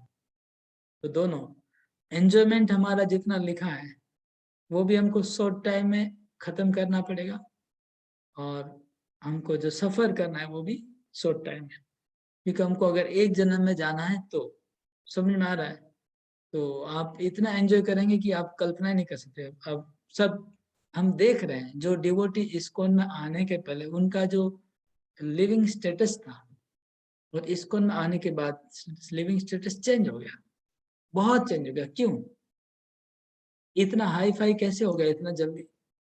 यही है, बहुत सब पुण्य भी आ रहा है, सब पाप भी आ रहा है, फटाफट आ रहा है। तो फटाफट भोग लेंगे हम पुण्य और पाप को, तभी भगवत धाम जा पाएंगे। ओके, ये एक कारण है। एक कारण ये है, दूसरा हमारा आगे पीछे डेट हो सकता है भोग करने का। जैसे डॉक्टर होता है, एक हमारे पाँव में फोड़ा हुआ है, तो उसको फोड़ा को डॉक्टर ट्रीटमेंट करता है, तो डेली थोड़ा मेडिसिन देता है। थोड़ा मेडिसिन देने से 1 महीना लगता है वो फोड़ा को निकलने में। लेकिन कभी कभी डॉक्टर क्या करता है, चाकू लेता है और ऐसे ही उड़ा देता है एक झटके में। तो अब क्या कौन सा अच्छा है? 1 महीना में फोड़ा पकेगा और निकलेगा, एक ये था। दूसरा डॉक्टर ने ऐसे चक्कू से निकाल दिया, कौन सा अच्छा है? दोनों अच्छा हो सकता है, डिपेंड करता है केस टू केस। ठीक है, ओके। और कोई क्वेश्चन है जो सारथी ऋषिकेश पूछे? जी मेरा क्वेश्चन था कि ये जो मैंने बताया कि कंटामिनेशन के बारे में बताया कि अगर कोई फैमिली में डेथ होती है तो वो कंटामिनेट होता है। ये जनरली जहाँ तक मुझे समझ में आता है, दिस इज रिलेटेड टू कर्मकांड लेवल, वहाँ पर ये बोलता है कि ये है। अब इसमें मेरा डाउट भी आ रहा है क्योंकि हम लोग जैसे इस्कॉन में दिखाया जाता है कि कोई गुरु देश छोड़ देता है या कोई सीनियर डिवोटी देश छोड़ देता है, तो हम तो डेड बॉडी को भी मंदिर लाते हैं। तो वो थोड़ा सा मुझे समझ रहे क्योंकि तब फिर जो नॉर्मल भक्त है वो टेंपल क्यों नहीं जा सकते हैं जो after if someone is the family, मतलब वो मुझे थोड़ा समझ नहीं आया, वो डिस्पैरिटी लग रहा है मुझे उसमें। ओके, ठीक है। पहला बात तो आप ठीक बोले कि कर्म कांड का रूल है।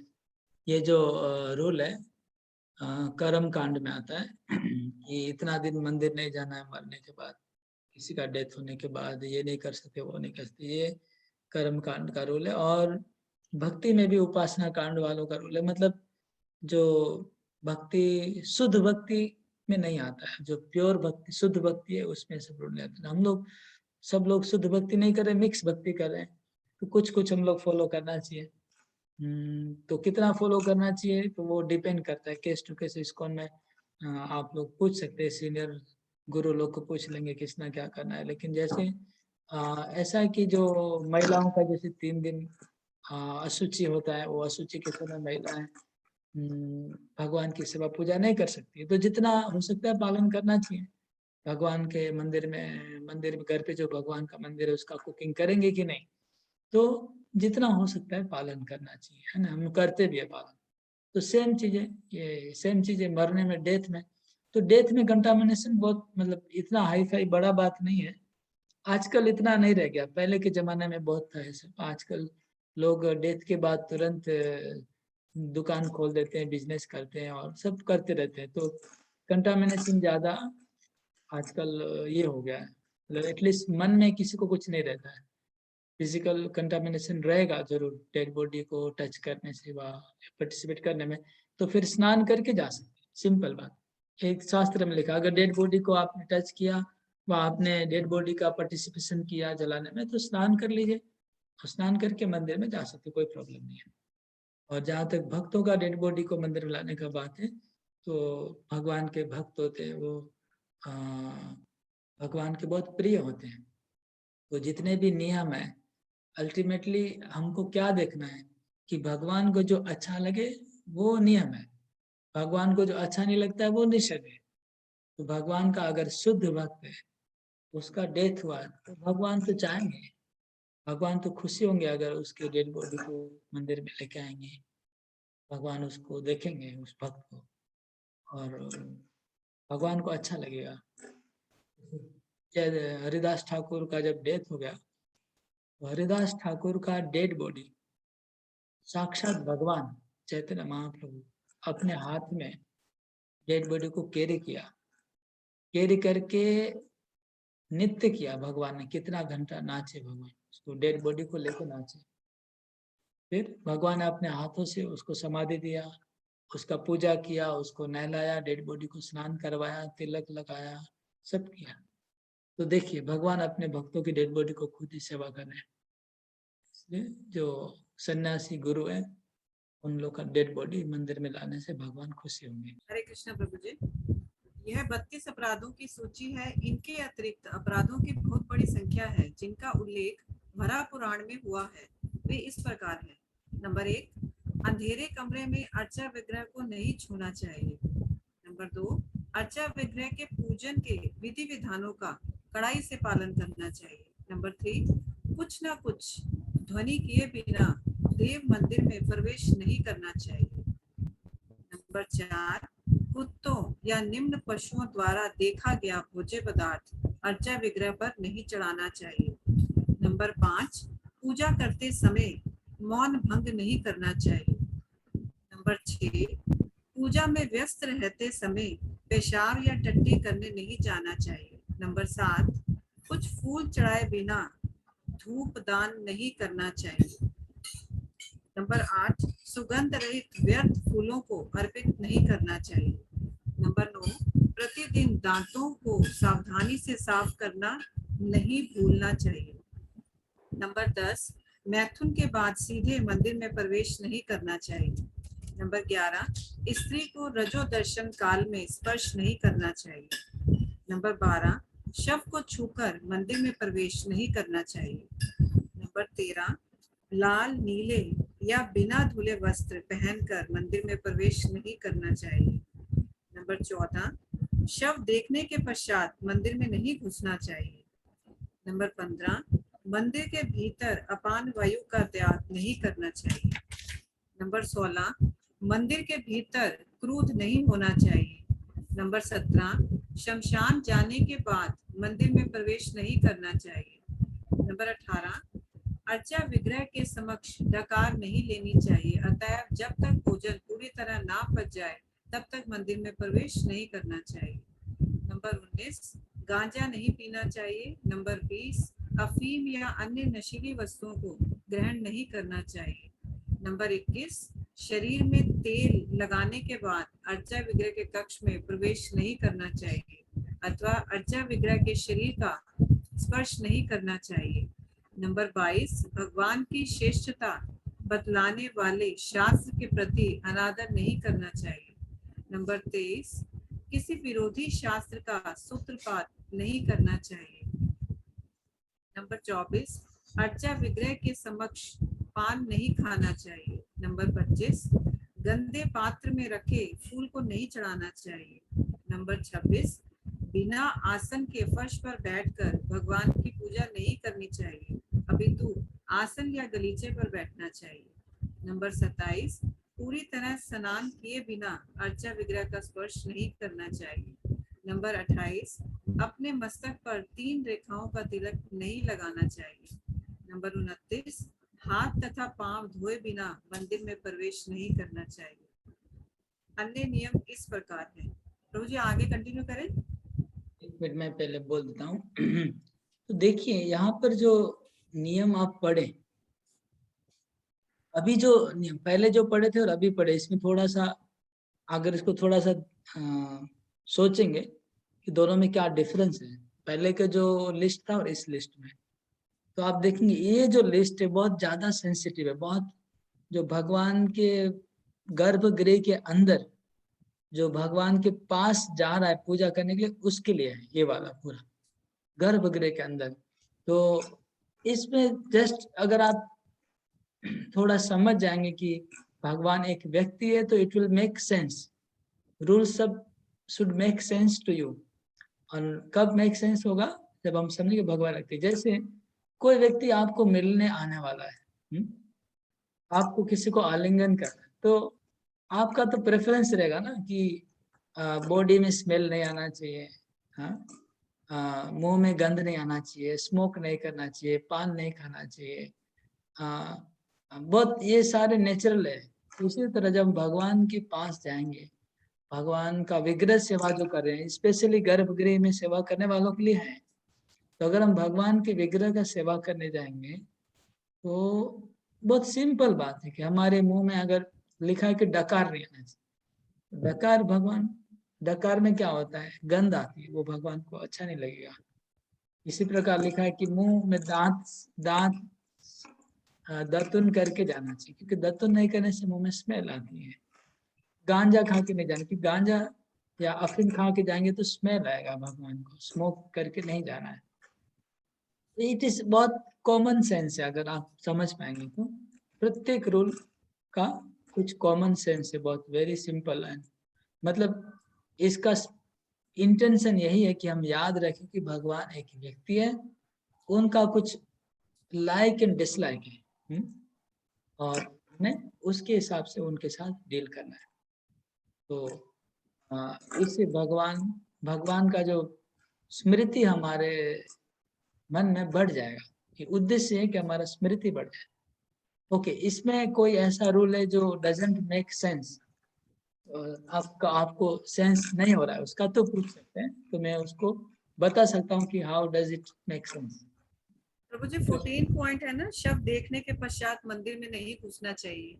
तो प्रभु जी अगर कोई रास्ते में शव दिख जाए और कोई जा रहा है अगर मंदिर में ऑल्टर में सेवा के लिए, तो फिर वो वापस घर जाए? और स्नान करके जनरली सब जब गुजरता है, हाँ, रास्ते से, तो हम लोग उसको देखना अवॉइड करना चाहिए, तो मत देखिए बस, और क्या। मतलब एक्चुअली आजकल तो बॉडी पैक रहता है, तो पैक रहता तो जल्दी दिखाई नहीं पड़ता है। तो अगर हम बहुत खुद से बहुत प्रयास नहीं करेंगे तो दिखेगा नहीं, है ना, अनलेस वी ट्राई टू सी, तो हम देखने वाला नहीं है ऐसे।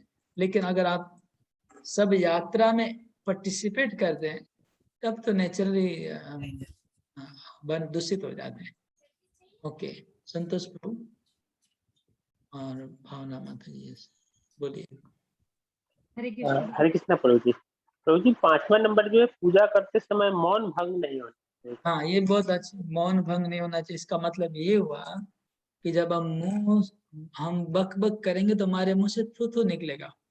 तो हम जब भगवान का अभिषेक करते हैं तो हमारे मुंह से थूक नहीं निकलना चाहिए। तो ये सब बहुत बहुत ही सेंसिटिव है, प्रत्येक बात बहुत जरूरी है। इसको अगर समझ जाएंगे तो हमारा विग्रह अर्चन का क्वालिटी बहुत इम्प्रूव हो जाएगा। तो मौन भंग करने का यही अर्थ हुआ कि बक बक नहीं करना चाहिए, लेकिन हमें हरे कृष्ण का जप करते रहना चाहिए, उसमें कोई प्रॉब्लम नहीं है। लेकिन दूसरी बातें, अगड़म बगड़म बातें नहीं करनी। और प्रभु जी 7 नंबर है कि कुछ फूल चढ़ाए बिना धूप दान नहीं करना चाहिए। तो घर में भी अच्छा विग्रह के लिए ऐसा? इसका मतलब ये है कि जब भगवान का जब हम मंगल आरती करेंगे, मंगल आरती करने के पहले धूप आरती से मंगल आरती शुरू होता है, ठीक है। पहले अगरबत्ती होता है, फिर प्रदीप होता है। तो धूप आरती भगवान को दिखाने के पहले भगवान को हमें इन्फॉर्म करना है कि मैं अभी आपकी आरती कर रहा हूँ। उनकी परमिशन लेनी है, आज्ञा लेनी है। तो आज्ञा लेने के लिए एक छोटा सा फूल भी हो, भगवान के चरणों में पहले डाल देना चाहिए। मतलब अभी मैं आपकी पूजा कर रहा हूँ, उसके बाद फूल बाद में चढ़ेंगे आरती में। समझ में आया? प्रभु जी एक है कि इसमें सेकंड लास्ट, अपने मस्तक पर 3 रेखाओं का तिलक नहीं लगाना चाहिए। हाँ, इसका मतलब ये हो गया कि जो मायावादी है, सेवाइट, वो लोग भगवान वो उनको भगवान की पूजा नहीं कर सकते।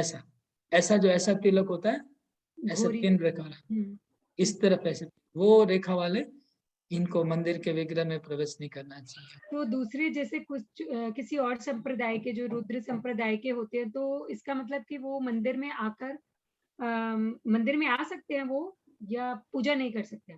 जो वैष्णव के चारों संप्रदाय हैं, ब्रह्मा, रुद्र, श्री और कुमार, सबका तिलक यही है।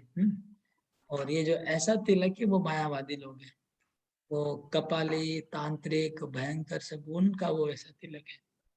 वो वैसा तिलक शास्त्रों में बहुत तामसिक लोगों का है वो तिलक। उनको तो वो टोक देना चाहिए अगर ऐसा कोई तिलक पहना है। मंदिर में तो आ सकते हैं, लेकिन भगवान की पूजा में, गर्भगृह में वो नहीं आना चाहिए। मंदिर में दर्शन करने के लिए आ सकते। और कोई पॉइंट है जो ये बहुत प्रैक्टिकल है, कुछ पूछ सकते हैं जो भी चीज आप लोग को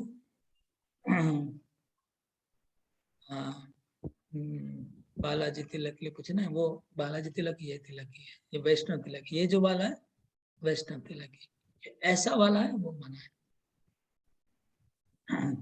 प्रभु जी, इसमें एक ये भी है कि प्रसाद पाने के बाद जैसे पैरों को धोना चाहिए, मधुरीला माता जी ने भी पूछा था अभी।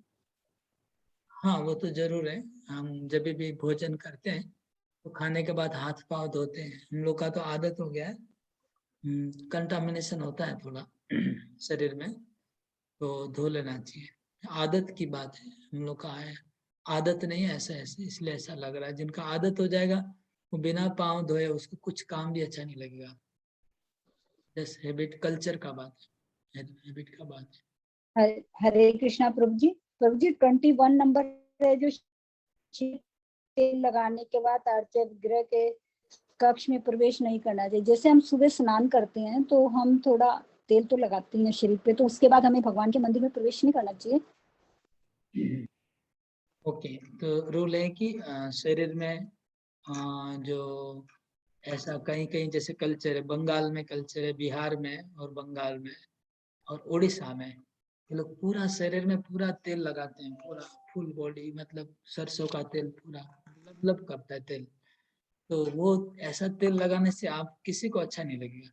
तो तेल लगाने के बाद स्नान करना है, ये नियम है। तेल लगा के स्नान करके फिर मंदिर में जाए। स्नान करने से तेल निकल जाएगा, साफ हो जाएगा शरीर, फिर जा सकते हो। और ये आप जो माता ही लोग बाल में तेल लगाती है उसकी बात नहीं है ये, उसकी ठीक बात। है, यही पूछ।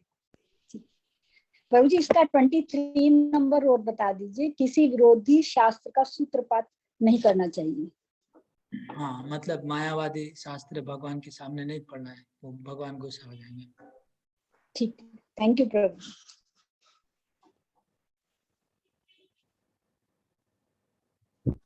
अगर फूल नहीं है तो क्या करना चाहिए? ओ माता मधुमला माता जी, तो आपका पूजा में तो फूल यूज करते ही होंगे ना? पूजा करेंगे तो फूल तो होगा ही। पूजा में फूल नहीं होता है क्या? अनम्यूट करके बोले। और किसी कोई?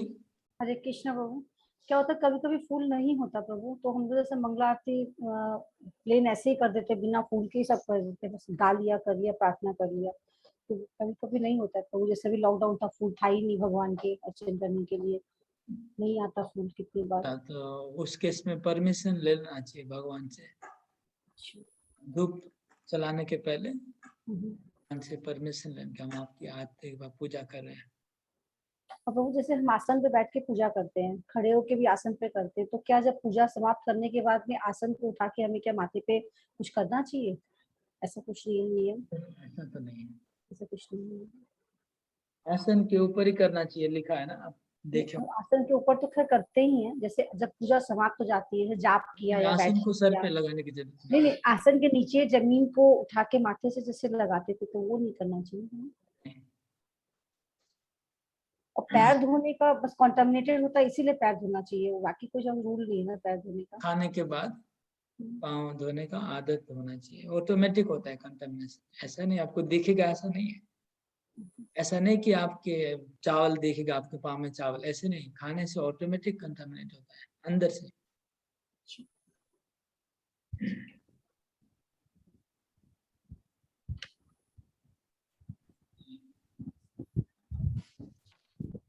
और कोई रूल्स अगर समझने तो उसको क्या आगे पढ़िए। अन्य नियम इस प्रकार है, अवैष्णव द्वारा पकाया गया भोजन अर्पित नहीं करना चाहिए, अभक्तों के समक्ष अर्चा विग्रह की पूजा नहीं करनी चाहिए, तथा जब कोई अभक्त दिखाई पड़ रहा हो तो भगवान की पूजा में व्यस्त नहीं होना चाहिए। पहले गणपति देव की पूजा करनी चाहिए क्योंकि वे भक्ति के मार्ग के सारे अवरोधों को दूर भगाने वाले हैं। ब्रह्म संहिता में कहा गया है कि गणपति भगवान नरसिंह देव के चरण कमलों की पूजा करते हैं। इस तरह वे समस्त बाधाओं को दूर करने में भक्तों के लिए कल्याणकारी बन चुके हैं। इसलिए सारे भक्तों को गणपति की पूजा करनी चाहिए। नाखूनों या अंगुलियों से स्पर्श किए हुए जल से अर्चा विग्रह को स्नान नहीं कराना चाहिए।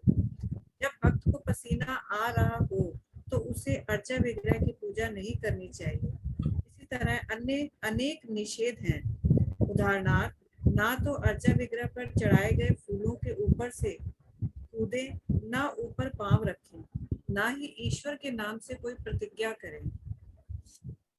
ये विविध प्रकार के अपराध भक्ति साधना के विषय में है और मनुष्य को चाहिए कि इनसे बचने के लिए सचेत रहे। पद्म पुराण में कहा गया है कि ऐसा व्यक्ति जिसका जीवन पूर्णतया पापमय है, भगवान द्वारा पूर्णतः रक्षित हो जाएगा यदि वह केवल उनकी शरण ग्रहण कर ले। अतः यह स्वयं सिद्ध है कि जो भी भगवान की शरण में जाता है वह सारे पाप पूर्ण कर्मों के फलों से मुक्त हो जाता है। यदि वह भगवान के यहाँ अपराधी भी होता है तो भी भगवान के पवित्र नामों का जप, हरे कृष्ण कृष्ण कृष्ण हरे हरे, हरे राम राम राम हरे हरे का कीर्तन करने से उसका उद्धार हो जाता है। दूसरे शब्दों में, हरे कृष्ण कीर्तन समस्त पापों को विनष्ट करने के लिए लाभप्रद है, किंतु यदि कोई भगवान नाम का अपराधी होता है तो उसके उद्धार की कोई गुंजाइश नहीं रहती। ओके, तो यहाँ पर एक श्लोक प्रभुपाद जी ने रेफरेंस दिया। इस श्लोक को मैं आप लोगों को स्क्रीन में दिखाता हूँ, इसको थोड़ा ध्यान दीजिए। सर्वापराध कृतपि मुच्यते हरि संश्रय, हरेरपि अपराधान्य कुर्याद्विपद पांशुलः, नामाश्रय कदाचित् स्यात् तरत्येव सनामतः, नाम्नो हि सर्वशुरिदो यपराधात् पतन्त्यधः। ये पद्म पुराण का श्लोक है। इसका अर्थ ये है कि अगर कोई व्यक्ति सब प्रकार का अपराध करता है, सर्व अपराध कृत, सब प्रकार के अपराधों करता है, लेकिन अगर हरि का आश्रय लेता है, मतलब हरि का आश्रय लेने का मतलब जो अभी हम चर्चा कर रहे थे, भगवान के श्री विग्रह की पूजा करता है और शिव विग्रह के चरणों में शरणागत हो जाता है, शिव विग्रह की सेवा में लग जाता है, तो भगवान सब पापों से मुक्त कर देंगे। आम ताम सर्व पापे वो मोक्षयिष्यामि मा शुचः। लेकिन अगर विग्रह के प्रति अपराध कर देगा तो क्या होगा? तो बोलते हैं कोरा द्विपद पांशुला, द्विपद पांशुला, 2 पांव का पशु। तो जो विग्रह के प्रति अपराध करता है वो 2 पांव का पशु है। मतलब पशु को वैसे 4 पांव होते हैं, मनुष्य को 2 पांव होते हैं। तो मनुष्य 2 पांव का मनुष्य है, लेकिन मनुष्य जैसा आचरण नहीं करता तो पशु है, लेकिन 2 पांव का पशु है। द्विपद पांशुला, तो 2 पांव का पशु है जो भगवान की विग्रह के प्रति अपराध करता है। वो एनिमल, इज एनिमल, वो इज क्या बोलते हैं उसको, बीच, वो पशु है, जानवर है। तो जानवर है अगर कोई हरि के प्रति, लेकिन फिर भी वो जानवर जैसा व्यक्ति जो भगवान के प्रति अपराध कर रहा है, वो भी अगर नाम आश्रय लेगा, हरि नाम का आश्रय लेगा, तो कदाचित, कदाचित अगर हरि नाम का आश्रय लेगा तो हरि नाम के द्वारा वो भगवान के प्रति जो अपराध हो गया था वो उससे बच सकता है। हरि नाम की कृपा से वो बच जाएगा।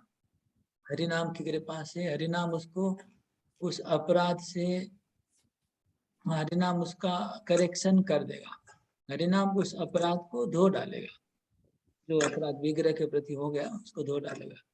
लेकिन नामनो ही सर्वस्वरित हो, तो हरिनाम जो सर्वस्वरित में परम कृपालु, हरिनाम जो परम कृपालु है, जो हमारे पतित से पतित अवस्था में भी हरिनाम हमको हेल्प कर रहा है। क्योंकि विग्रहार्चन में तो इतने रूल है कि आप पतित आदमी कभी विग्रह सेवा कर ही नहीं सकता है, कितने रूल है देख रहे हैं। लेकिन हरिनाम पतित से पतित व्यक्ति को भी उद्धार कर रहा है। हरिनाम के प्रति अगर अपराध करेंगे तो क्या होगा, तो बोलते हैं उसका कोई उपाय नहीं, फिर वो पतंती अधः। हरिनाम के प्रति अगर अपराध करेंगे तो उसका पतन हो जाएगा, वो नीचे से नीचे गिर जाएगा। इसलिए हरिनाम के प्रति अपराध नहीं करना चाहिए। तो आगे हरिनाम अपराध का लिस्ट है। हाँ, इसको और कोई रीडिंग करिए। मधुलीला माता जी आप पढ़िए हरिनाम अपराध। हरे कृष्ण प्रभु जी, एक क्वेश्चन था अभी जो पढ़ा हमने उसमें से। हाँ बोलिए। प्रभु जी, इसमें लिखा है कि पहले गणपति देव की पूजा करनी चाहिए। वेरी इंपॉर्टेंट क्वेश्चन है। तो प्रभुपाद जी ने ऑलरेडी आंसर भी दिया है। गणपति देव भगवान नरसिंह देव के भक्त हैं, तो हम लोग भगवान नरसिंह देव की पूजा करते हैं, इसलिए हम लोग को गणपति की पूजा करने की जरूरत नहीं है, पहला। दूसरा बात यह है कि हम लोग पूजा करने के पहले गुरु की पूजा करते हैं। तो गुरु की पूजा करने से गुरु में सब देवताओं का निवास होता है, तो गणपति का पूजा हो गया। हमारे गुरु गणपति के भी रिप्रेजेंटेटिव है। Thank you. हरे कृष्णा प्रभु जी। हाँ। पवित्र नाम जप के विरुद्ध अपराध इस प्रकार है। पहला, जिन भक्तों ने भगवान नाम के प्रचार हेतु अपने जीवन अर्पित कर दिए हैं उनकी निंदा करना। दूसरा, शिव या ब्रह्मा जैसे देवताओं के नामों को भगवान विष्णु के नाम के तुल्य या उससे स्वतंत्र समझना मानना। कभी कभी नास्तिक लोग यह मानते हैं कि कोई भी देवता भगवान विष्णु के समान है, किंतु जो भक्त है वह भली भांति जानता है कि कोई भी देवता चाहे कितना ही बड़ा क्यों न हो, भगवान के बराबर या उनसे स्वतंत्र नहीं हो सकता। अतएव यदि कोई यह सोचता है कि काली काली या दुर्गा दुर्गा का जाप करे हरे कृष्ण के तुल्य है, तो ये सबसे बड़ा अपराध होगा। तीसरा, गुरु की आज्ञा का उल्लंघन करना। चौथा, वैदिक साहित्य या प्रमाणों की निंदा करना। पांचवा, हरे कृष्ण कीर्तन की महिमा को काल्पनिक मानना। छठा, भगवत नाम पर मनमानी व्याख्या करना। सातवां, भगवान नाम के बल पर पाप कृत्य करना। मनुष्य को यह नहीं मान लेना चाहिए कि चूंकि भगवान नाम से सारे पाप फल दूर हो जाते हैं, अतएव वह पाप कर्म करता चले और तत्पश्चात हरे कृष्ण का जाप करके अपने पाप कम कर ले। ऐसी घातक प्रवृत्ति अत्यंत अपराधपूर्ण है और इससे बचना चाहिए। आठवां, हरे कृष्ण कीर्तन को वेदों में वर्णित शुभ अनुष्ठानों में से एक कर्म कांड मानना। नौवां, श्रद्धा रहित व्यक्ति को पवित्र नाम की महिमा का उपदेश देना। भगवान नाम कीर्तन में कोई भी व्यक्ति भाग ले सकता है, किंतु प्रारंभ में भगवान की दिव्य शक्ति का उपदेश नहीं दिया जाना चाहिए। जो लोग पापी हैं वे भगवान के दिव्य महिमाओं का मूल्य नहीं समझ सकते, अतएव उन्हें इस विषय में उपदेश न देना ही श्रेष्ठ कर होगा। 10वां, इस विषय में अनेक उपदेशों को समझ लेने के बाद भी पवित्र नाम कीर्तन में पूर्ण श्रद्धा न रखकर भौतिक आसक्ति बनाए रखना। हर व्यक्ति को जो अपने को वैष्णव कहता है इन अपराधों से बचना चाहिए, जिससे शीघ्र ही वांछित सफलता प्राप्त हो सके। हरे कृष्णा। तो 10 नाम अपराध आप लोग ने सुना। हाँ, ये तो सब लोग बहुत बार सुन चुके हैं, तो मैं डिस्कस नहीं कर रहा हूँ। और अगर इसका डिस्कस आप लोग को सुनना ही है तो हरिनाम चिंतामणि के ऊपर मेरा लेक्चर है यूट्यूब में, वो 10 अपराध के ऊपर बहुत विस्तार पूर्वक बोला हुआ है। एक एक अपराध को अपराध कैसे होता है, अपराध कैसे कैसे होता है, अपराध क्यों होता है, पहले उसका कारण दिया गया है भक्ति ठाकुर कि अपराध क्यों होता है, उसके बाद अपराध कैसे होता है उसको बताया गया है, फिर अपराध से कैसे बच सकते हैं। वो 3-3 सेक्शन में, प्रत्येक 10 अपराध का 3-3 सेक्शन दिया हुआ है। तो आप लोग अगर चाहते तो सुन सकते हैं, हरिनाम चिंतामणि में है। हरे कृष्णा प्रभु जी। प्रभु जी, इसमें एक ये लाइन है ना कि अवैष्णव द्वारा पकाया गया भोजन अर्पित नहीं करना चाहिए। हाँ, अवैष्णव के द्वारा बना हुआ भोजन अर्पित नहीं करना है भगवान। प्रभु जी जैसे अब हमारे घर में और भी मेंबर हैं जो कि वैष्णव नहीं है, मतलब वही कोई जप नहीं करते, तो हमारे घर में अगर कोई लोग हैं जो डिवोटी नहीं है और वो अगर कुकिंग कर रहे हैं, वो भोग तो भगवान को नहीं लग सकता, तो आपको क्या करना चाहिए? तो हमें क्या करना चाहिए? उनको ना 1-2 माला जप करवाना चाहिए, 2-4 माला जप करवाना चाहिए। बहुत लोग के घर में जैसे काम वाली आती है, तो हमारे कलकत्ता में हमने देखा कि सब भक्त लोग अपने काम वाली को जप करवाना सिखा देते हैं, क्योंकि उनसे भोजन करवाते ही हैं, कुछ ना कुछ काम करवाते हैं। वो अगर जप करती है तो वो टेंशन चला जाता है, तो डबल फायदा हो गया, वो डिवोटी भी बन गई, घर का काम भी हो गया। जैसे कि अब हमारे जो मेरी बेटी है वो कुकिंग करती है लेकिन जप नहीं करती, लेकिन भगवान की वो आरती भी कर लेती है, कभी कभी स्नान भी करा देती है, तो हमें वैष्णव समझना चाहिए उनको? हाँ, अगर भक्ति का कुछ ना कुछ भक्ति कर रही है तो अच्छा है। ठीक श्रवण है, कीर्तन नवधा भक्ति में कोई ना कोई भक्ति करनी चाहिए। ठीक है, थैंक यू प्रभु जी। हाँ, और कोई क्वेश्चन? उदारमना माता जी, यस पूछिए। अर्चना माता जी। हरे कृष्णा प्रभु जी, घर के बाकी सदस्य प्रसाद पा रहे हैं, तो प्रभु जी भगवान का प्रसाद पाना भी तो भगवान के नाम के ही समान है, तो वो भी भक्ति में आएगा या नहीं? प्रसाद पा रहे हैं वो तो भक्ति है, वैसे नवधा भक्ति में तो नहीं आता है। नवदा भक्ति में तो नहीं है, तो उतना ठीक है, लेकिन भोग बनाना है तो थोड़ा कुछ भक्ति करना चाहिए, जैसे भागवतम का रीडिंग करना चाहिए, या फिर थोड़ा देर 2-4 माला जप करना चाहिए, या भगवान का आरती पूजा, कुछ ना कुछ फिजिकल एक्टिविटी में भाग लेना चाहिए, भगवान की सेवा में कहीं ना कहीं डल जाओ, तभी डिवोटी माना जाए। हरे कृष्ण प्रभु पंखा बड़ा जी। ना? प्रभु जी, हाँ, प्रभु जी जैसे अगर हम जैसे आर्चा विग्रह के लिए इतने सारे वो है जिसमें अपराध करने से ये है कि हरि नाम जो करता है उसके तो उसके अपराध नहीं लगते, लेकिन हम तो हरि नाम भी बहुत उससे नहीं करते हैं, उसमें भी नाम अपराध होता है, हम कोई बहुत अटेंटिवली कर ही नहीं पाते, कुछ ना कुछ तो मैकेनिकली ही कर रहे होते हैं हम प्रभु जी, और ध्यान हमारा पूरी तरीके से नहीं था, वो भी नाम अपराध है, तो हमें आर्चा विग्रह की सेवा नहीं करनी चाहिए? ओके, दोनों अलग है। अर्चा विग्रह, जब हम अर्चा विग्रह का सेवा करेंगे तो अर्चा विग्रह का अपराधों से बचना चाहिए, ठीक है। और जब हम हरि नाम जप करें तो हरि नाम अपराध से बचना चाहिए।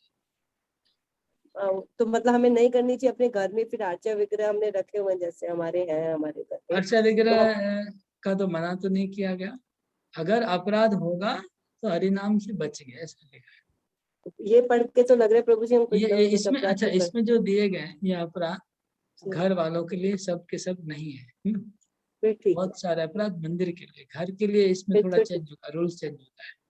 जी, फिर ठीक, थैंक यू प्रभु जी, थैंक यू सर। हाँ, गीता माधवी माता जी। Hare Krishna Prabhu Talavatana. Prabhu, here it is written one should not worship the deity before a non-devotee. So why is it so like? One should not worship deity in before a non-devotee. ये मतलब बहुत ही बहुत ही rare है, सबके लिए नहीं है, समझ लीजिए। बहुत ही हाई लेवल का बात है, जैसे तिरुपति बालाजी है, हाँ, या फिर वेंकटेश्वर भगवान के जो पुजारी हैं, वो लोग देखते हैं कि कौन कौन सामने खड़ा है, कभी कभी वो लोग अवॉइड करते हैं, कोई बहुत डेंजर आदमी तो उसके सामने पूजा नहीं करते, ऐसा है, वो बहुत रेयर है, जनरल नहीं। बहुत ही हाई लेवल का बात है, जहाँ पर भक्त लोग बहुत ही भगवान को, जैसे नाथ द्वारा भगवान को लोग बालक मानते हैं, बच्चा, ऐसे कई जगह होता है बच्चा मानते, तो वो सोचता हमारा भगवान डर जाएंगे, कोई बहुत भयंकर आदमी है, तो उस समय पर्दा बंद कर देते, ये ऐसा पर्दा बंद करते ताकि भगवान डर जाए, बहुत ऊंचा भाव है। Very good.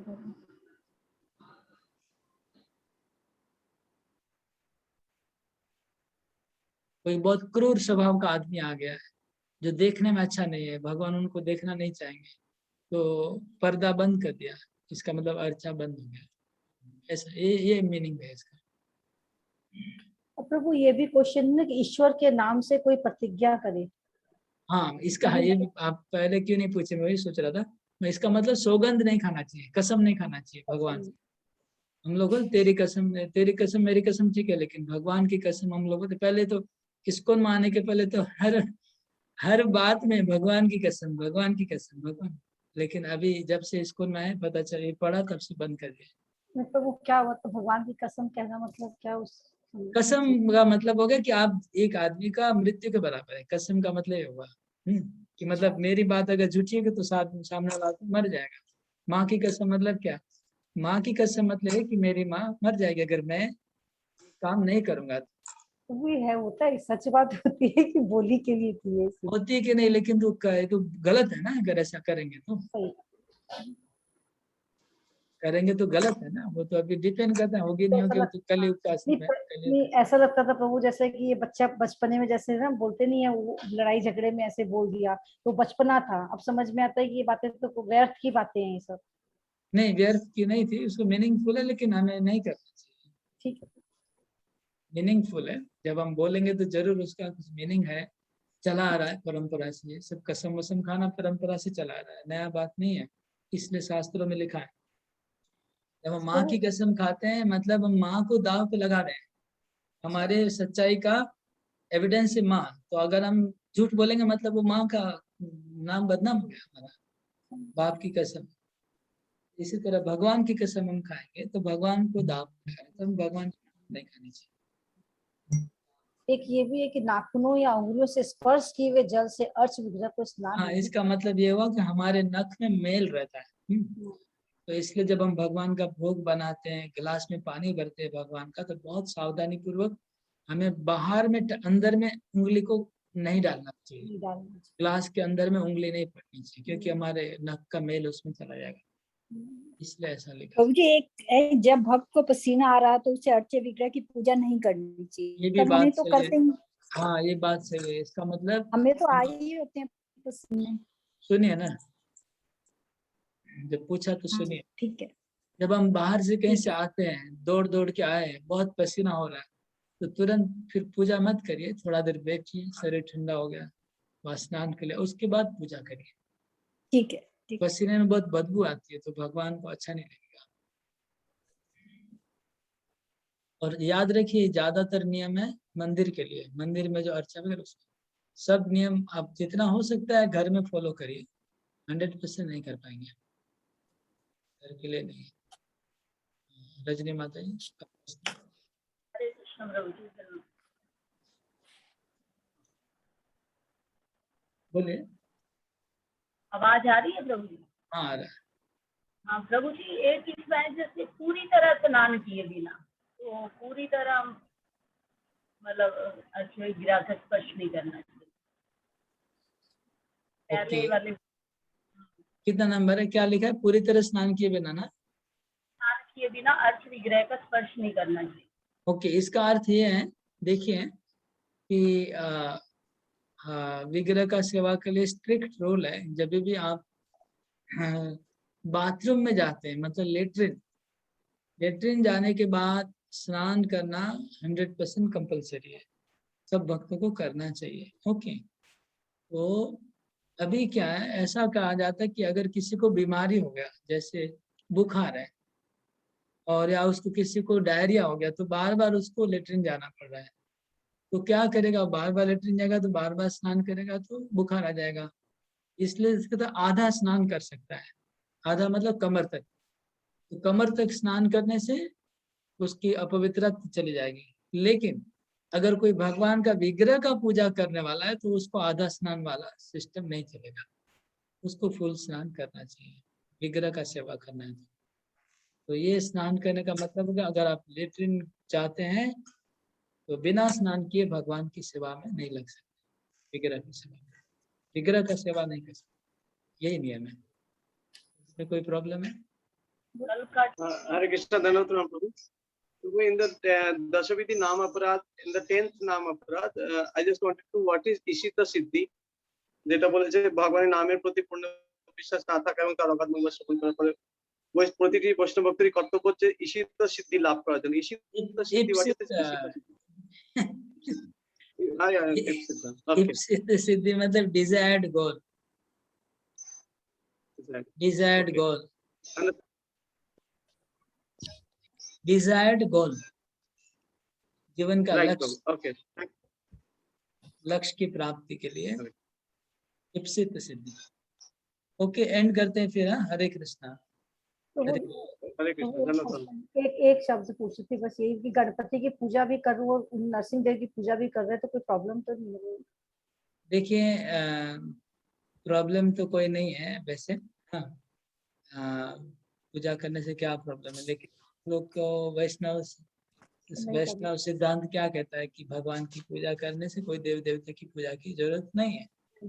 उसके बाद भी अगर आप कर रहे हैं तो कोई प्रॉब्लम, आप ये सोच के करेंगे कि वो भगवान के भक्त है, ऐसा सोच के गुरु के हिसाब से जो दिमाग में रख के करेंगे तो चलेगा। भगवान के हिसाब से नहीं, गुरु के हिसाब से करेंगे।